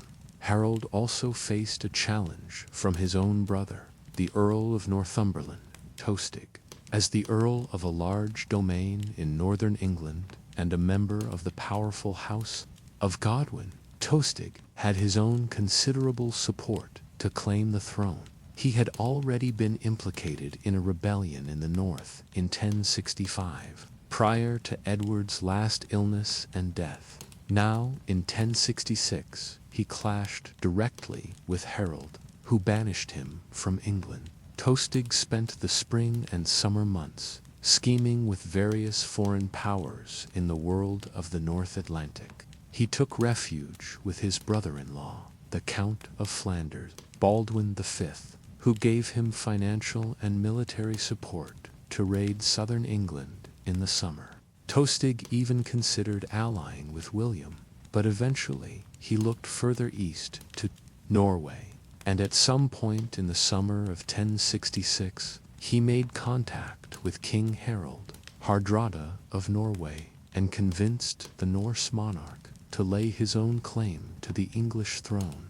Harold Hardrada received Tostig's petition favorably. He quickly prepared an invasion force of approximately 10,000 men and 300 ships, which landed in northern England in the early autumn. Initially, Hardrada and Tostig made good progress. A substantial victory was won against some regional forces outside the town of York at Fulford on the 20th of September, 1066. But in the days that followed, Harold arrived to the north himself with his armies, the forces of the English King Harold and the Norwegian King Harold finally met at the village of Stamford Bridge in Yorkshire on the 25th of September, 1066. The result was a stunning victory for the English Harold. Both Hardrada and Tostig were killed in the engagement, and thousands of the Norwegians were killed or badly wounded. Such was the scale of the defeat, that of the 300 ships which had conveyed the Norse army to England. Only 2 to 3 dozen were needed to bring what was left of the army back to Norway. Harold had seen off the first major threat to his rule, but the greater one waited to the south, and the distraction created by the northern invasion of Hardrada was not insignificant. In the campaign which followed, having spent the summer rallying his allies and supporters in France, William's invasion force of perhaps somewhere between 8,000 and 12,000 men crossed the English Channel on the night of the 27th of September, making their full landing near Pevensey in East Sussex on the morning of the 28th. The date is significant, as Harold had been making preparations in the south throughout the summer and early autumn against William's landing, But the invasion by Hardrada and Tostig in the north had drawn his forces away, allowing for a smoother landing in the south. Thus, the stage was set for the final showdown between Harold and William. Having disembarked, William moved his forces to the nearby town of Hastings in late September and early October, and in the process his forces devastated the surrounding Sussex countryside, requisitioning food supplies for the army, and also as a form of psychological warfare. No sooner had he defeated Hardrada in the north than Harold had to quickly make his way south to see off the second invasion. On the other hand, William did not advance north towards London and Harold's forces. He was content to wait and allow Harold to come to him in Sussex. His reasons were twofold. First, he had established a strong base of operations at Hastings, with good supplies collected from the surrounding region. Secondly, he did not wish to sever his lines of communication with his fleet by advancing inland. Clearly, William was preparing for the possibility of an unsuccessful military engagement against Harold, and the eventuality that he might have to make a hasty retreat back across the Channel to Normandy. By the 13th of October, Harold had advanced south to near William's position at Hastings. When William received word of the king's arrival in East Sussex and his encampment to the northeast of the town, he prepared his troops and marched out from Hastings at shortly after dawn on the morning of the 14th. The ensuing battle, one of the most critical in English history, has become known as the Battle of Hastings, but it did not actually take place in or next to the town of Hastings itself. Rather, the clash occurred roughly 11 kilometers to the northwest of the town, near a steep ridge in the Sussex countryside. The area is now the site of the village of Battle, named in honor of the conflict, which occurred there nearly a millennium ago. The exact specifics of how the battle played out are a matter of some dispute, not least because contemporary histories and accounts tended to greatly distort events for political reasons in its aftermath. For instance, the number of troops involved are usually exaggerated to a great extent. Nevertheless, historians today are agreed on the general facts of the battle. William brought at least 7,000 men with him out of Hastings, and perhaps as many as 10,000, a large proportion being Norman heavy cavalry, the elite warriors of 11th century Europe. Harold had a similar number, but these were tired after the month of exertion in marching all the way north to Yorkshire and then returning quickly to the south, fighting the Battle of Stamford Bridge along the way. The battle commenced in the early morning at Battle and lasted all day, a long engagement for the time. Harold's forces had the advantage of the high ground, having occupied the high ridge at the site, but they were restricted by having the forest of the Weald at their back. Thus, while William's forces were disadvantaged by having to move uphill, they had greater room to move about the battlefield. In the end, 3 factors won the day. William was able to deploy his archers to pick off Harold's troops on the ridge. Secondly, his cavalry were superior to Harold's. But the most significant factor was William's generalship. Throughout the number of Harold's elite troops, the housecarls, in the English shield wall. These were replaced by auxiliary troops, but eventually the barrage of feigned attacks and strikes at weaker points in the English king's shield wall proved fatal.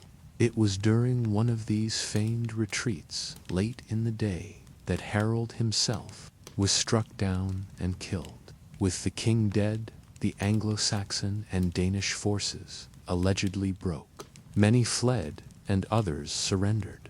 Thus, by the time the sun set on the 14th of October, 1066, over the field at battle, and near the town of Hastings, Harold Godwinson was dead, and William of Normandy was one gigantic step closer to claiming the English throne.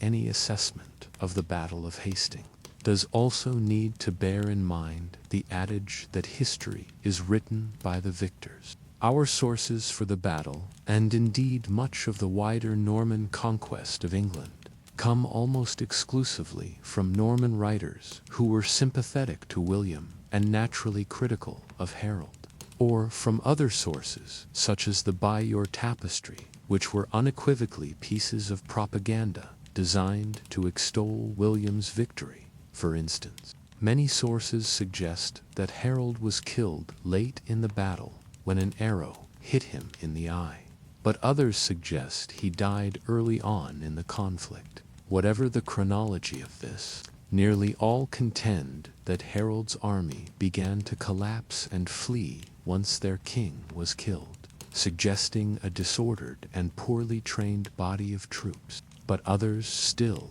which are less flattering of William, contend that Harold's forces actually held together quite well even after the king was killed, and attempted to flee with his body.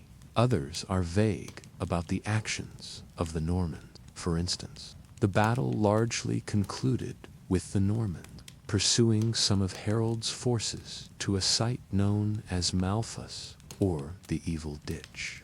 Exactly where this is and what happened here is unclear, but it is probable that the Normans massacred some of the remnants of Harold's fleeing army at this site, an act remembered in the name of the place in local lore. From a military perspective, Hastings was not just the critical battle in the war for the throne of England in 1066. It also reflected the changing order in the North Atlantic world. For nearly 300 years, the world of Scandinavia, Britain, northern France, and the Low Countries had been dominated by the military power of the Viking people, who burst out of Europe in the late 8th century with their longboats and infantry warriors. Hastings marked the triumph of Franco-Norman fighting tactics with its mixed infantry and cavalry over the Anglo-Saxon and Danish troops which had long dominated the North Atlantic world. In the aftermath of the battle, William did not immediately assume the English crown. This was complicated by the creation of a new king by the Lords of the Witan in London. The man chosen was Edgar Theling, a grandnephew of King Edward the Confessor and the grandson of King Edmund Ironside, who had briefly ruled England 50 years earlier in 1016.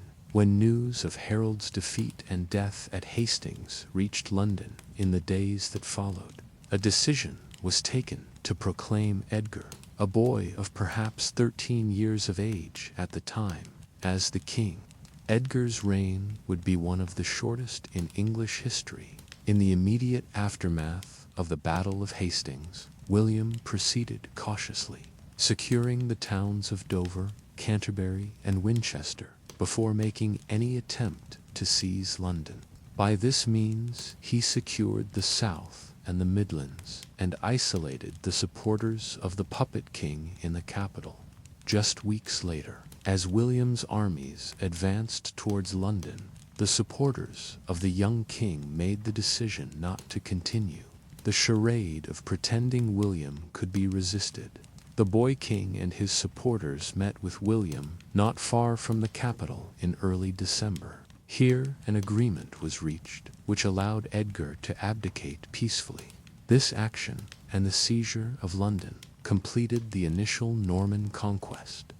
William of Normandy was crowned as King of England in Westminster Abbey on Christmas Day 1066. The ceremony was presided over by the Archbishop of York, who performed it in English before Bishop Geoffrey of Coutances, a diocese in Normandy, translated Aldred's words into French, in a ceremony which indicated how a foreign people had effectively conquered England, in an ominous sign of the bloodshed which would mark much of William's reign as ruler of England. Some of William's soldiers stationed outside the abbey believed William had been assassinated. When they heard what were actually shouts of acclamation from within, in a panic, they began setting fire to some of the houses around Westminster. It is after this rather chaotic coronation ceremony that William ceases to be known as William of Normandy, and instead becomes William the First, or, as he is more commonly known to history, William the Conqueror. It would be incorrect to suggest that the shift which occurred in England in 1066 was limited to a few set-piece battles and a change of ruler, after which things settled down again quite quickly. England had been conquered by a foreign power, one which brought with it new ways of governing, laws, cultural mores, and even a different language. As we will see over the next 20 years of his life, William and his Norman followers would transform England from a hybrid Anglo-Saxon and Danish land into a new Anglo-Norman kingdom.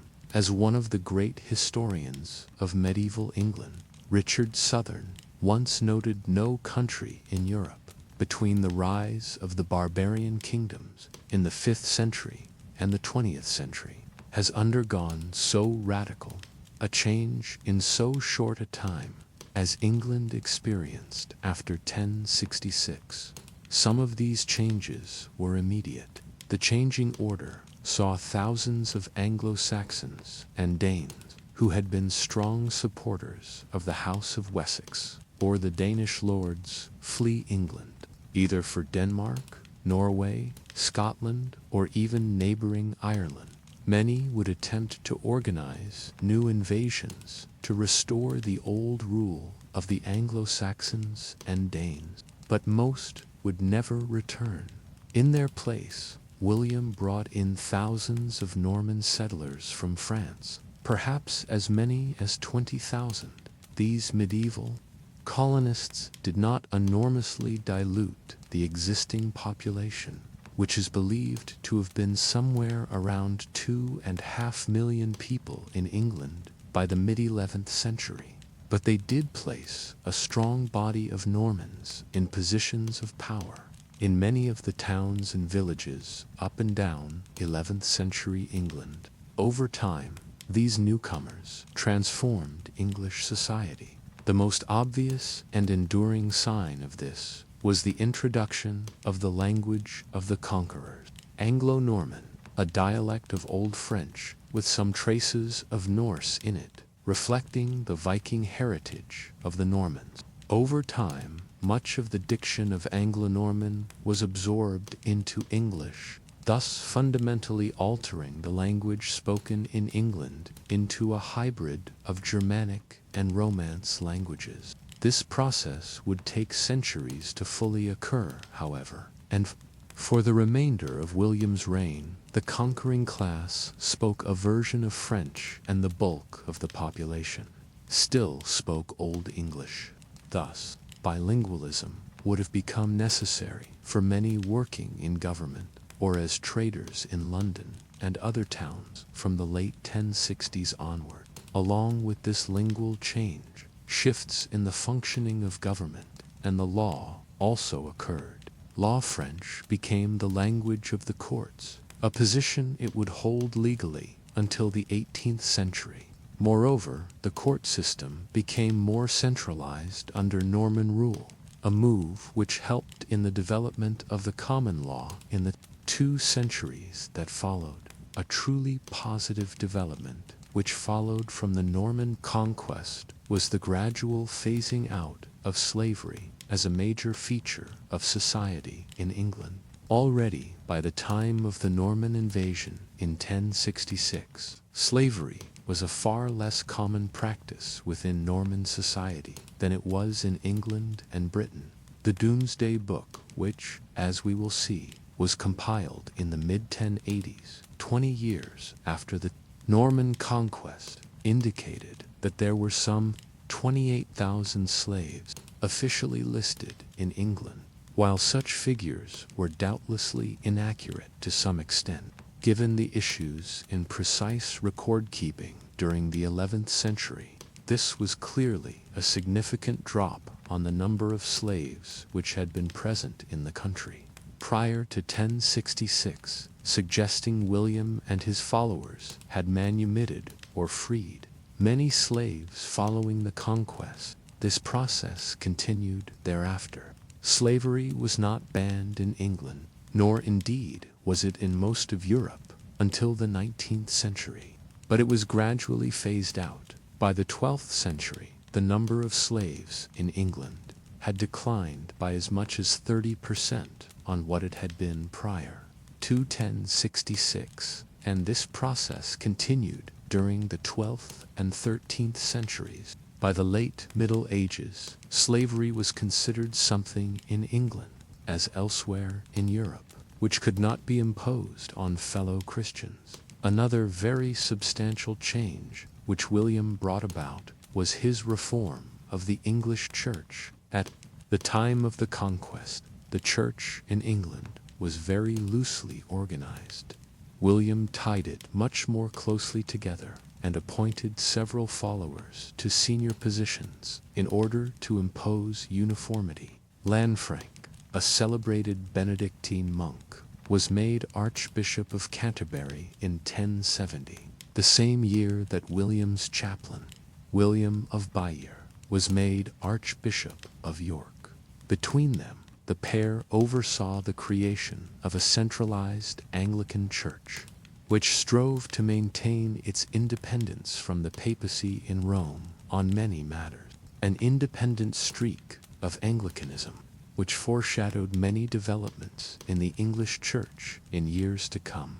But the real heart of the changes wrought throughout England in the aftermath of the Norman conquest lay in the sphere of land ownership. William had many followers who had supported him, not just in his campaign against Harold in 1066, but through several periods when he needed their military and political support in the 1040s and 1050s. England was now their bounty. We can gain 2 decades after the Norman conquest and was the most extensive account of land ownership produced for the country until the 19th century. What it reveals is the manner in which William rewarded his French and Norman followers in the aftermath of the conquest by granting them vast territories throughout the country. Leading lords and followers had enormous estates bestowed on them. These were often huge chunks of land in geographically strategic regions, which they were also expected to control in the interest of the Normans as the conquerors of this foreign land. For instance, one of William's strongest supporters, Robert de Beaumont, heir to the title of Count of Malin in Normandy, had fought with William at Hastings. He was rewarded with over 90 manors in England in the years that followed, strategically centered around Warwickshire and Leicestershire. Thus, this leading companion of William's was to hold the English Midlands for the Norman interest, and was given enormous estates in the region with which to do so in the years ahead. The new Norman stone castles, which eclipsed the wooden motte and bailey fortifications which the Danes and Anglo-Saxons had preferred in England up to that time, would have begun to appear throughout the countryside as a means of securing Norman rule here if the Anglo-Saxons and Danes should rise up. In recognition of his immense authority in the area, Robert was made the first Earl of Leicester later in his life. He was not alone in being placed in a position like this. Another senior companion of William's in 1066, William de Warenne, was granted lands in at least 13 counties by the 1080s, particularly around Sussex and Surrey. He was ennobled shortly before his death in 1088 as the first Earl of Surrey. William Fitzosborne, the Lord of Brechuel in Normandy, was a close companion of William's, who was also related to the Conqueror. He was given a position of prominence in the West Midlands and March region bordering into Wales, particularly the counties of Herefordshire, Gloucestershire, and Monmouthshire. Here he was given Clifford Castle, Berkeley Castle, and Monmouth Castle as imposing symbols of Norman rule, fortifications, which he expanded significantly. He was also quickly made Earl of Hereford to symbolize his preeminent position in the English West Midlands. Through these measures, William and his Norman companions imposed their rule over England in the years following the Conquest. This was not a benign conquest. Enormous land transfers of this kind severely uprooted people and turned England upside down. Moreover, the conquest itself in late 1066 caused severe devastation of the countryside of southern England. It was not long before it provoked resistance. In 1067, William had returned to France to oversee his domains there. Unrest began rising as soon as he left for France. When he returned to England later that year, an extensive program of castle building had already been undertaken by William Fitzosborne to try to impose greater control over the regions beyond London and the home counties. And early in 1068, William campaigned into the West Country, where Norman rule was being resisted. It is hard to minimize the role Fitzosborne played in this element of the conquest for his cousin, as well as establishing castles in the West Midlands and the March region, where he was appointed as the Conqueror's primary representative. He initiated the construction of numerous other castles in southern England on the new king's behalf. These included Carisbrooke Castle on the Isle of Wight, where a fort had been built by the Romans a millennium earlier and adapted for further uses by the Anglo-Saxons and Vikings in later times. Fitzosborne oversaw the construction of a new castle here, which would later gain some infamy as being where King Charles I was imprisoned by Parliament in 1648 prior to his being put on trial and executed. Fitzosborne would have emerged as perhaps the single most important figure in England in the 1070s and 1080s, had he not eloped to the Low Countries in 1070 in an effort to establish himself as the new Count of Flanders, an ambition which resulted in his death at the Battle of Cassel in February 1071. The late 1060s saw perhaps the greatest threat to the newly established Anglo-Norman kingdom. A major rebellion broke out in Northumberland in 1069, which coalesced around the figure of Edgar Theling, the House of Wessex, member who had briefly been proclaimed king in London in the winter of 1066. The rebels here were also aided by contingents of Danes from Scandinavia, but all were driven north into Scotland when William campaigned against them in 1069. This was a brutal military action, with William devastating the countryside of northern England. A near contemporary chronicler, Orderic Vitalis, who is generally regarded as an accurate chronicler, who did not sympathize with the Norman conqueror, described William as bringing famine and the sword to northern England in 1069.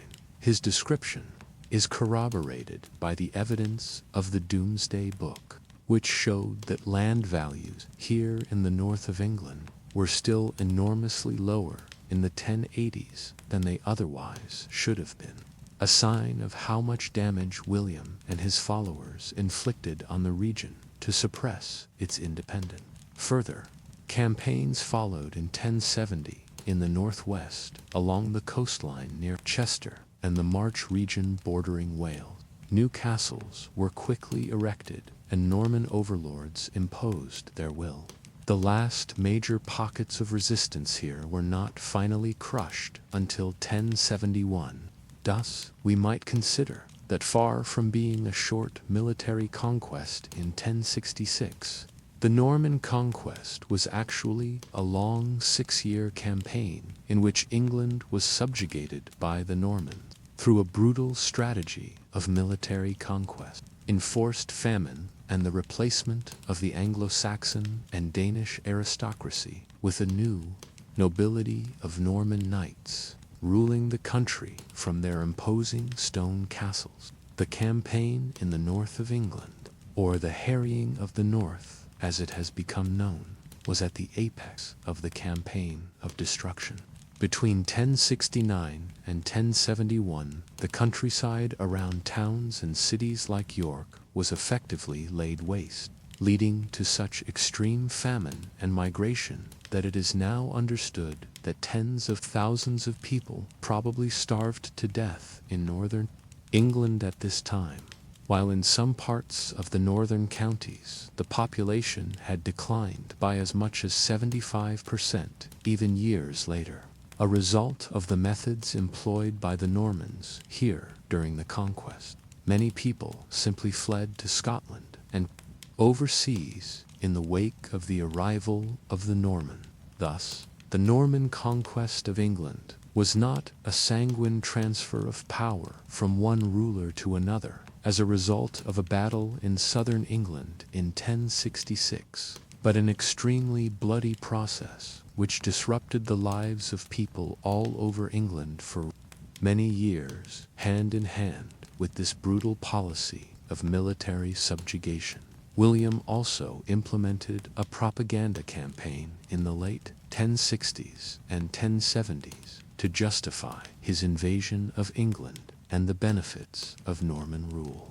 We have already seen that writers such as William of Poitiers and William of Jomeges were writing soon after the conquest in ways which depicted William's career leading up to 1066 and the actions of that year in a favorable light. For instance, William of Jomeges, who was certainly a Norman monk favorable to the new king, and who must have been in his 60s by the time of the conquest, began working in the late 1060s, while England was still in the process of being pacified by the Norman, on the Gesta Normanorum Ducum, meaning deeds of the Dukes of the Norman, an extremely favorable account of the Dukes of Normandy, particularly William and his reign since the 1040s. These reverential accounts of William the Conqueror would shape the perception of him in a very positive light for centuries to come. Other efforts were more visual and symbolic. The Pope in Rome, Alexander II, ordered in 1070 that William and his followers should do penance for the sins they had committed in killing many people during the conquest and in the months and years after. William took this as an opportunity to further glorify the conquest. The penance he undertook was to order the construction of an abbey for the religious order of the Benedictines.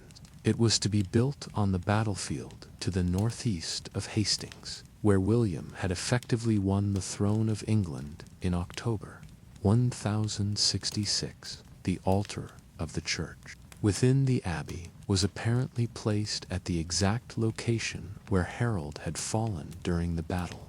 Dedicated to St. Martin, Battle Abbey was only completed after William's death, but is a striking example of Norman propaganda in England. The abbey, as it still stands today, is dominated towards the front by two large crenellated towers between the main gatehouse and entryways. Further battlements stretch out from there, giving the impression of a defensive structure.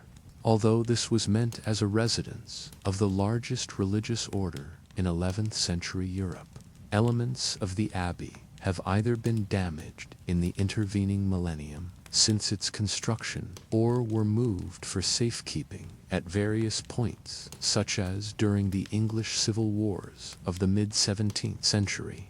One of these is understood to have been a triple light stained glass window depicting St. John the Baptist and the crucifixion of Jesus. The abbey is also believed to have housed the Battle Abbey Roll, a commemorative list of the main companions who accompanied William on his expedition to England in 1066 and who fought at Hastings. While historians of medieval England generally do believe that the Battle Abbey Roll existed, it has not survived down to the present day, and instead, William's decision to commemorate his allies and companions in this way is only known to us second-hand from accounts such as Raphael Holinshed's Chronicle, written in the late 16th century. More famous than Battle Abbey and the Battle Abbey Roll is the Bayeux Tapestry previously mentioned. Its exact origins are not entirely clear, but it is assumed that it was commissioned either by William's wife, Matilda, or his half-brother, Odo, Earl of Kent and Bishop of Bayeux. The latter theory seems the more likely, and if so, it was very likely that Odo had it commissioned to be placed in the newly built Bayeux Cathedral when it was consecrated in July 1077. Yet, even if Odo did commission it, it is highly unlikely that William was not aware of the project or had not granted it his seal of approval, because as a visual display of the official history of the Norman conquest, standing in Bayeux Cathedral from 1077, the tapestry would have told William's subjects in Normandy the story he wished them to believe about how he had come to be the King of England. It consists of 58 individual scenes, many of which are given Latin titles to aid the viewer's interpretation of what they are seeing. These primarily refer to events which occurred between 1064 and 1066, beginning with Harold's visit to France and his acknowledgement of William as King Edward's designated successor. As such, the scenes highlight the contested nature of the English kingship in the 2 years prior to William's invasion of England, and the tapestry concludes with his victory at Hastings. Throughout it seeks to legitimize the conqueror's claim to the English throne in law as a result of the events of the mid-1060s, and then to celebrate his military triumph in southern England when he elected to press his claim through force of arms. There is a providential aspect to the narrative employed, as well, with one scene featuring Halley's Comet and showing a future vision of an invasion fleet. The idea here is meant to be that William's invasion and victory were foretold by the heavens, and that the passage of the comet over England in 1066 was believed to be an omen of the favor. William's cause was held in. Overall, the Bayeux Tapestry is a highly sophisticated piece of political propaganda by the standards of the 11th century, one which affirmed the just nature of William's ascent as King of England and the Norman conquest of Britain. In the aftermath of the final conquest of the country, William made clear his priorities in terms of his domains. They lay in France, and for the remainder of his life, some 15 years, he would spend approximately 4/5 of all his time in Normandy and elsewhere on the continent, only returning to England for short periods of time. Our natural inclination to think that William would have made England his home in the 1070s is based on our knowledge of England's later position as a great world power. But in the world of 11th century Europe, the real heart of William's territories lay in France, closer to the center of Norman and French culture, which was gradually spreading out to conquer many other parts of Europe, notably much of southern Italy and Sicily. He was also needed in France, as unrest arose there in the mid-1070s and forced him into several years of military campaigning, firstly to resume control of the county of Maine in 1073, following a revolt which had broken out there during his absence in England, and then to campaign against the French, whose power was being restored under the new monarch, Philippe I. These difficulties in France were not the only ones which William faced in the 1070s. In 1070, the King of Denmark, Sweyn II, despite promises to William that he would withdraw any Danish troops from England and cease to interfere in the region, decided to personally lead an expedition across the North Sea. There he joined with a prominent Anglo-Saxon rebel who had drawn many opponents of the Normans to his cause, Hereward the Wake. Hereward effectively had control over the Isle of Ely in eastern England and part of the Fens region nearby at this time, and Sweyn now brought additional troops to bear here.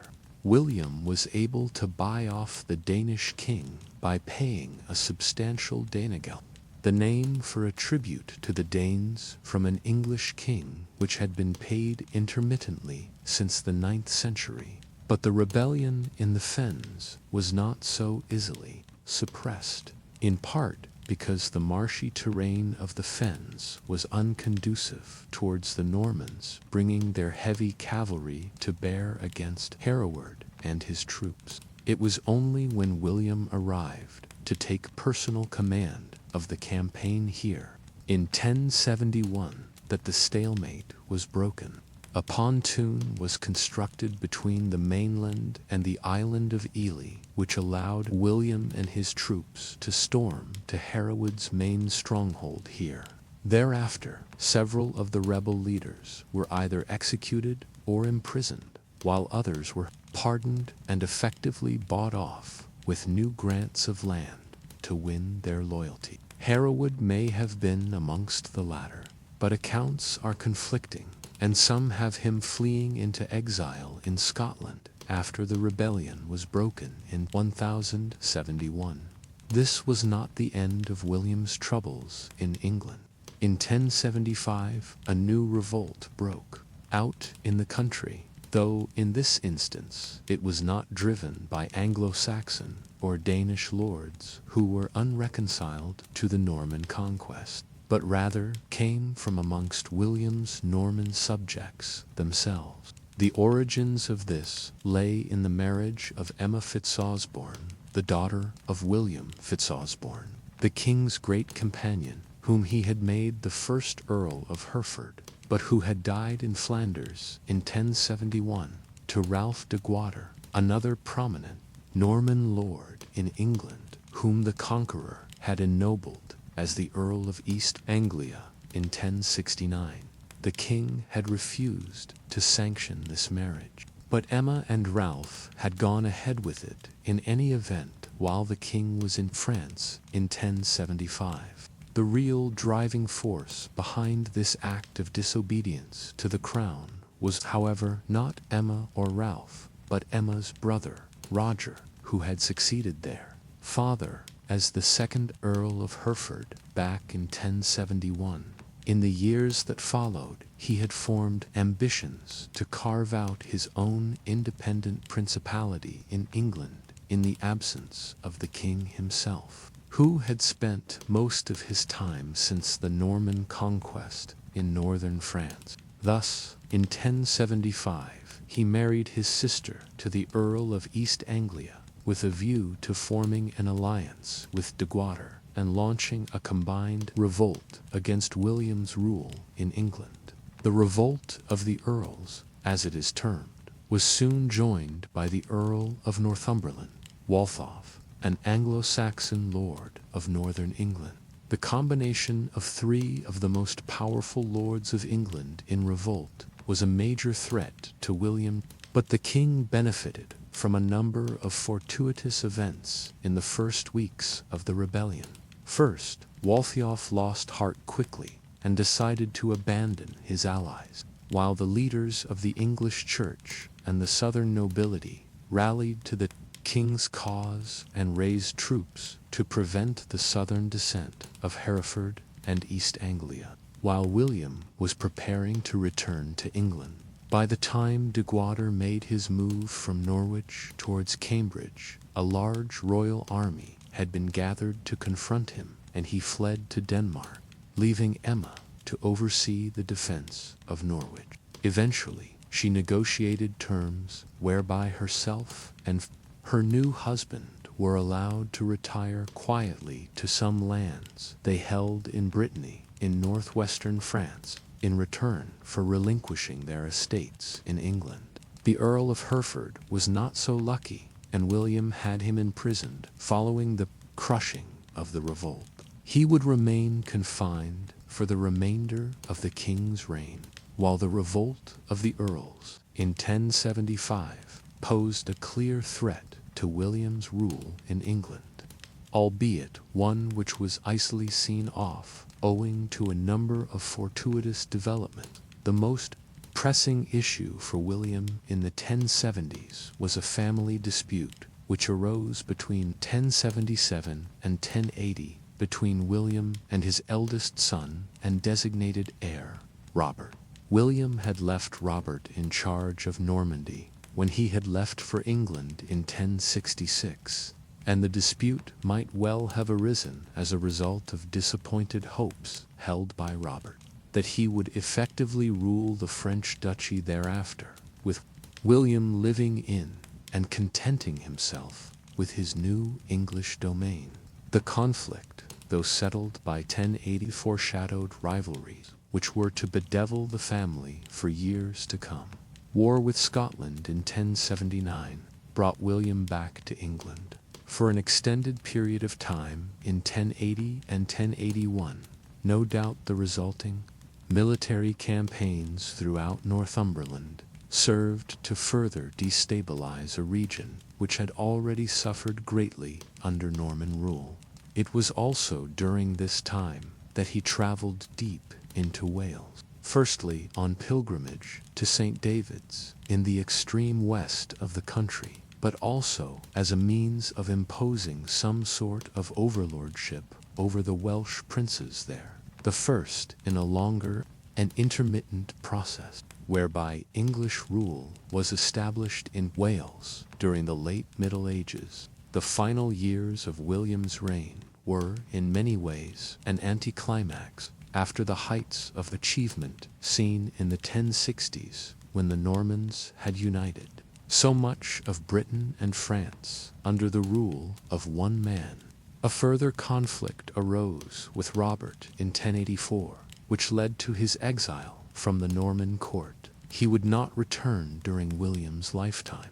The mid-1080s also saw an emergency arise within England over an expected invasion of the country by a joint force of Danes and Flemish troops under the King of Denmark, Canute IV, who sought to challenge William for control of the country, demonstrating the callousness of the Normans towards their English subjects. The new lords of the country implemented a policy of scorched earth throughout eastern England in preparation for the invasion, the idea being to deprive any army which landed of crops and other supplies to sustain themselves in the event the invasion never materialized. As Canute died in Denmark before it ever departed, but the Domesday Book attests to the manner in which East England was devastated by the Norman, who prized the military benefit of doing so over the damage it did to the communities who lived here. The perception of England as being a country which was militarily occupied by the Normans in the 1070s and 1080s, rather than a nation which had been liberated by the benevolent Duke of Normandy, is further cemented by William's ongoing building program in the later part of his reign.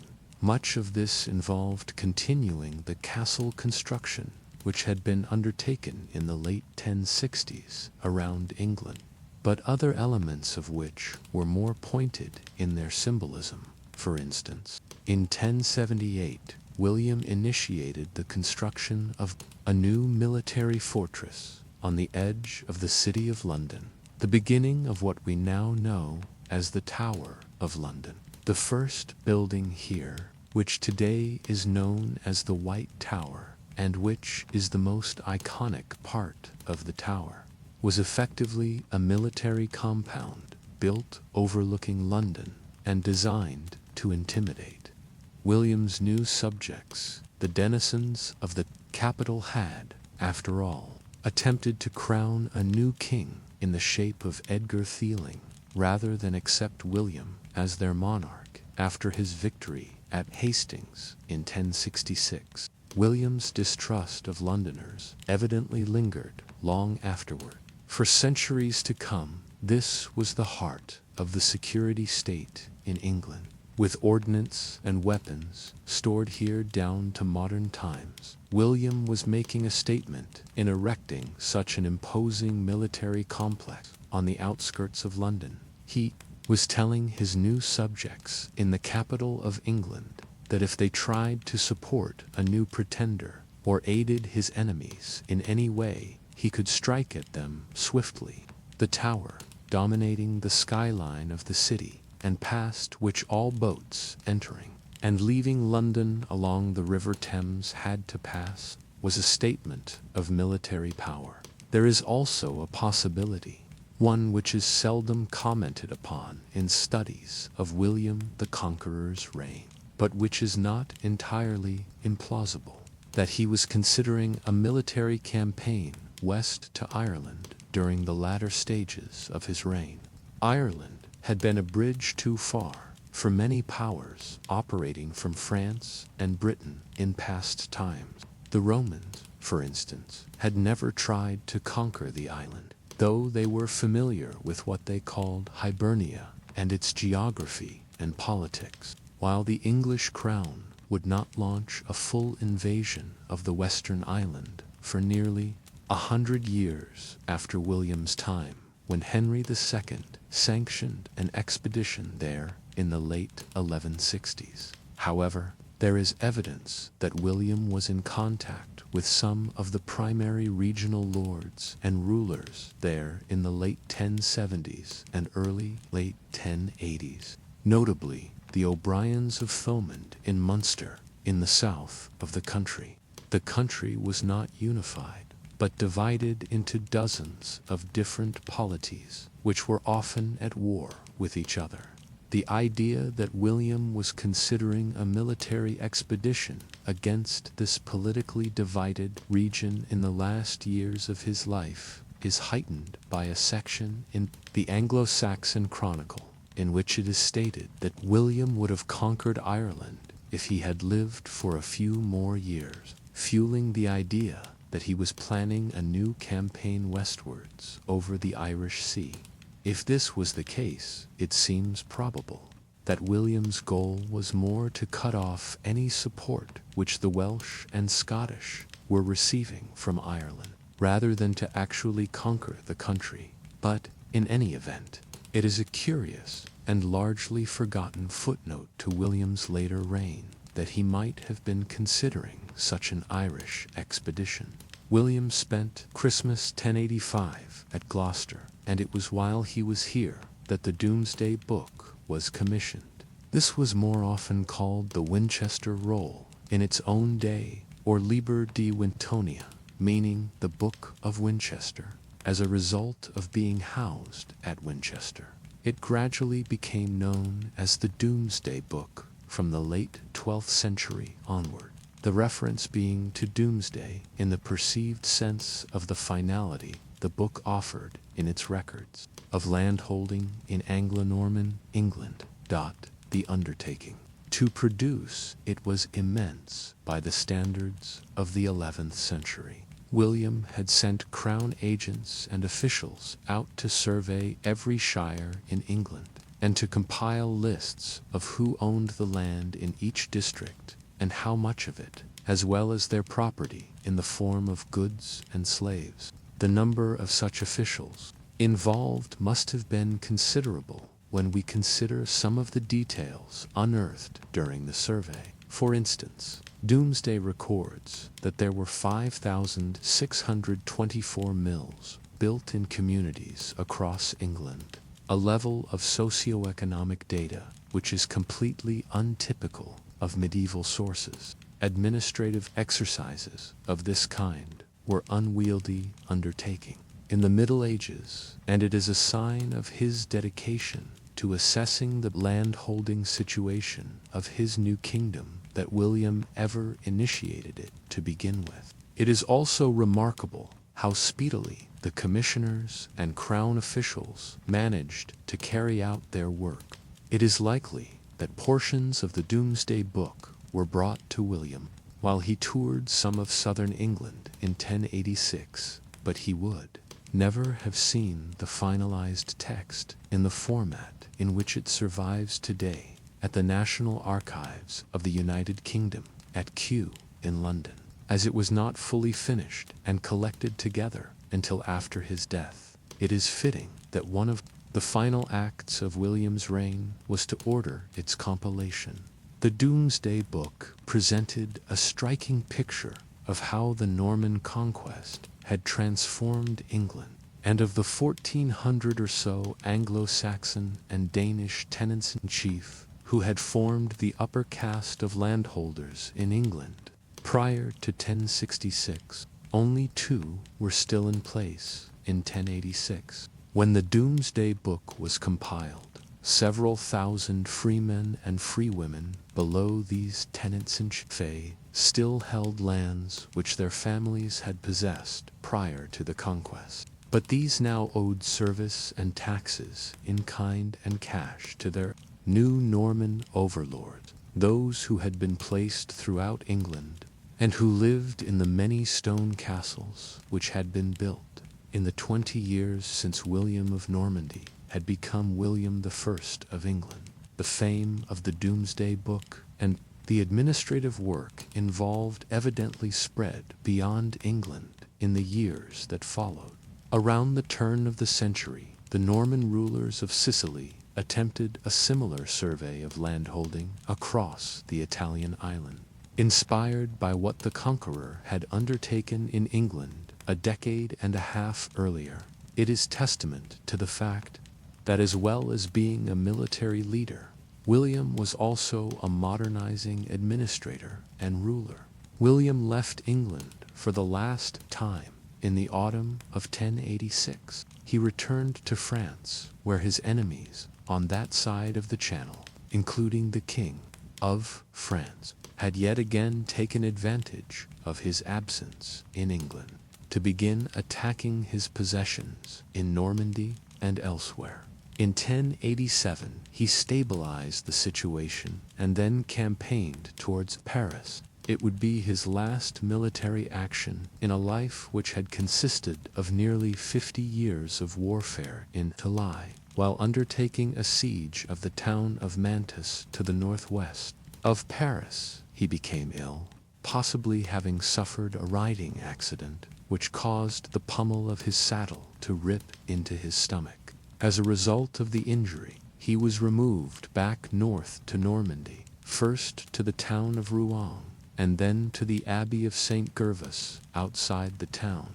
It was here, on the 9th of September, 1087, at about 60 years of age, that the conqueror of England, the Norman, who had united much of France and England under one ruler, finally died.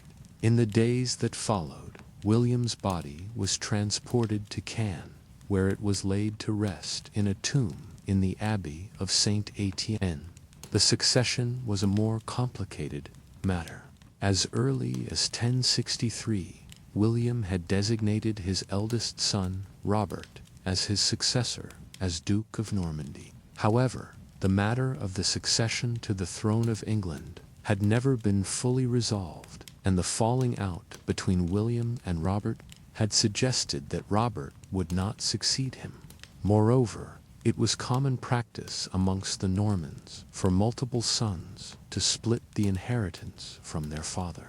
But as the second son, Richard, had predeceased William and had died in 1081, the next eldest son was William, called William Rufus for his red beard. The arrangement now reached. The fourth son, Henry, was given very little, though he would eventually succeed William II as King of England many years later. in 1100, as perhaps befitted William the Conqueror's life and the bloodshed which followed him. His sons would spend many years after 1087 at war with each other for power in the political world of northern France and England. And when Henry himself died in 1135, England was yet again thrown into civil war. Thus, for all that the Conqueror did to transform England after 1066, his immediate family could never peacefully rule the country for very long. While the decades following William's death might have witnessed a gradual decline into family feuding and quasi-civil war in England and Normandy. More broadly, his reign set the template for the history of the English state in the High and Late Middle Ages. For instance, it was William who established the English state along the lines which it would further develop into during the centuries ahead, with English developing as the spoken language, but French remaining the language of the law courts. But perhaps more significantly, it was William who established the new Anglo-Norman states claimed to Wales and Scotland during his reign, while ultimately providing England with a continental legacy in France. This would form the backdrop of English history for the next 400 years, as successive kings sought to impose English control over Wales and Scotland with varying degrees of success, and intermittently sought to reimpose English control over significant parts of France, even in the face of the growing centralization of the French state and the crown's increasing ability to combat the English there. Thus, William the Conqueror set the template for much of England's subsequent history through to the 15th century. William's body and tomb in death have had a turbulent history. He was laid to rest in the Abbey of Saint Etienne in Caen, in Normandy, next to the Abbey of Saint Trinette, which he and his wife, Matilda, had patronized the construction of back in the early 1060s. The first disturbances surrounding his tomb occurred on the day of William's funeral, when a local peasant first disrupted proceedings, claiming the land that the religious buildings there had been built on was his by right. While subsequently that day, as the Conqueror's body was being lowered into the tomb, it was discovered that the passage had been made too narrow. When they forced the body, it damaged it, and a putrefying odor was emitted. Thus, William's damaged corpse was laid to rest. It was exhumed for the first time in 1522 on the orders of Pope Adrian VI. The exact reason for doing so is unclear, but once the local French cardinal had examined the embalmed body and the tomb, he was quickly reinterred. This was, though, just the first of many exhumations during the early modern period. 40 years later, as the French Wars of Religion broke out across France in the 1560s, a mob of Calvinists in Normandy opened the tomb on the suspicion that the Roman Catholics of the town of Caen had hidden treasure or other valuables in William's tomb. Some of the remains of the Conqueror's body were known to have been damaged and destroyed at this time. What remained was reinterred eventually, but only until the early 1790s, when following the French Revolution, a fresh mob yet again desecrated the tomb. This time, most of William's bones were thrown into the River Orne. Only a single thigh bone survived. Eventually, this was exhumed again in 1961, and more formally placed in a new tomb surmounted by a marble slab in front of the altar of the Abbey aux Hommes in Caen in 1987. It is there that what little remains of the Conqueror's bone rest today. There is no doubting that William of Normandy, who became William the Conqueror, was one of the most significant figures of English history, and one of the most consequential rulers of medieval Europe. having assumed the rule of a relatively unstable duchy in northern France when he was just 7 or 8 years old. He succeeded in his young adult years in not only securing his position in Normandy, but also in browbeating the King of France and effectively conquering the county of Maine in the late 1050s and early 1060s. At the peak of his powers in France, he began in 1064 to campaign west into the Duchy of Brittany. It was at this point, when his military and political power on the continent was at the strongest it would perhaps ever be in his lifetime, that Edward the Confessor died in England without an heir. The result was a military invasion in 1066, the Battle of Hastings that October, and William's coronation as King of England on Christmas Day. But the real conquest took 6 years and was a bloody, brutal affair which unleashed misery on many people living in England at that time. In its aftermath, William and his followers transformed England, totally in the case of landholding, and gradually in the case of its culture, with the adoption of new laws and customs, and eventually the creation of a new language in modern English, which blends the pre-conquest Germanic language of the Anglo-Saxons and the post-conquest French of the Normans. By temperament, William was, by all accounts, a relatively amiable character, though this surely only veiled a more ruthless, taciturn streak. He was clearly religious and founded many churches, though he had limited appreciation for the supposedly universal sovereignty of the Pope in Rome, and his governance of the Church within his own dominions preempted that which Henry VIII would later attempt by nearly 500 years. He was, it appears, faithful to his wife Matilda during their long marriage, an unusual occurrence for the time.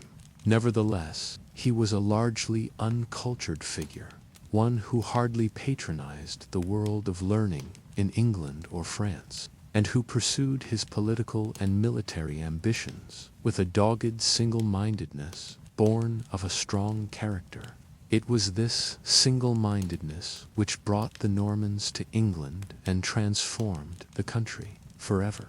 And so we come to the end of our gentle journey through the lives of England's earliest great kings, dear listener, from Athelstan's noble quest to unite the scattered kingdoms of England into one realm, to William's bold conquest that would reshape the very language and culture of the land.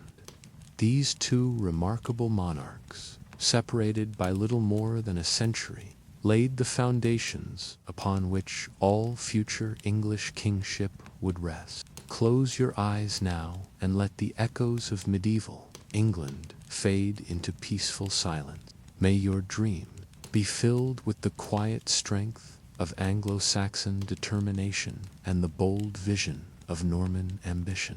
Sleep well, knowing that the stories of these great kings will continue to inspire for centuries to come.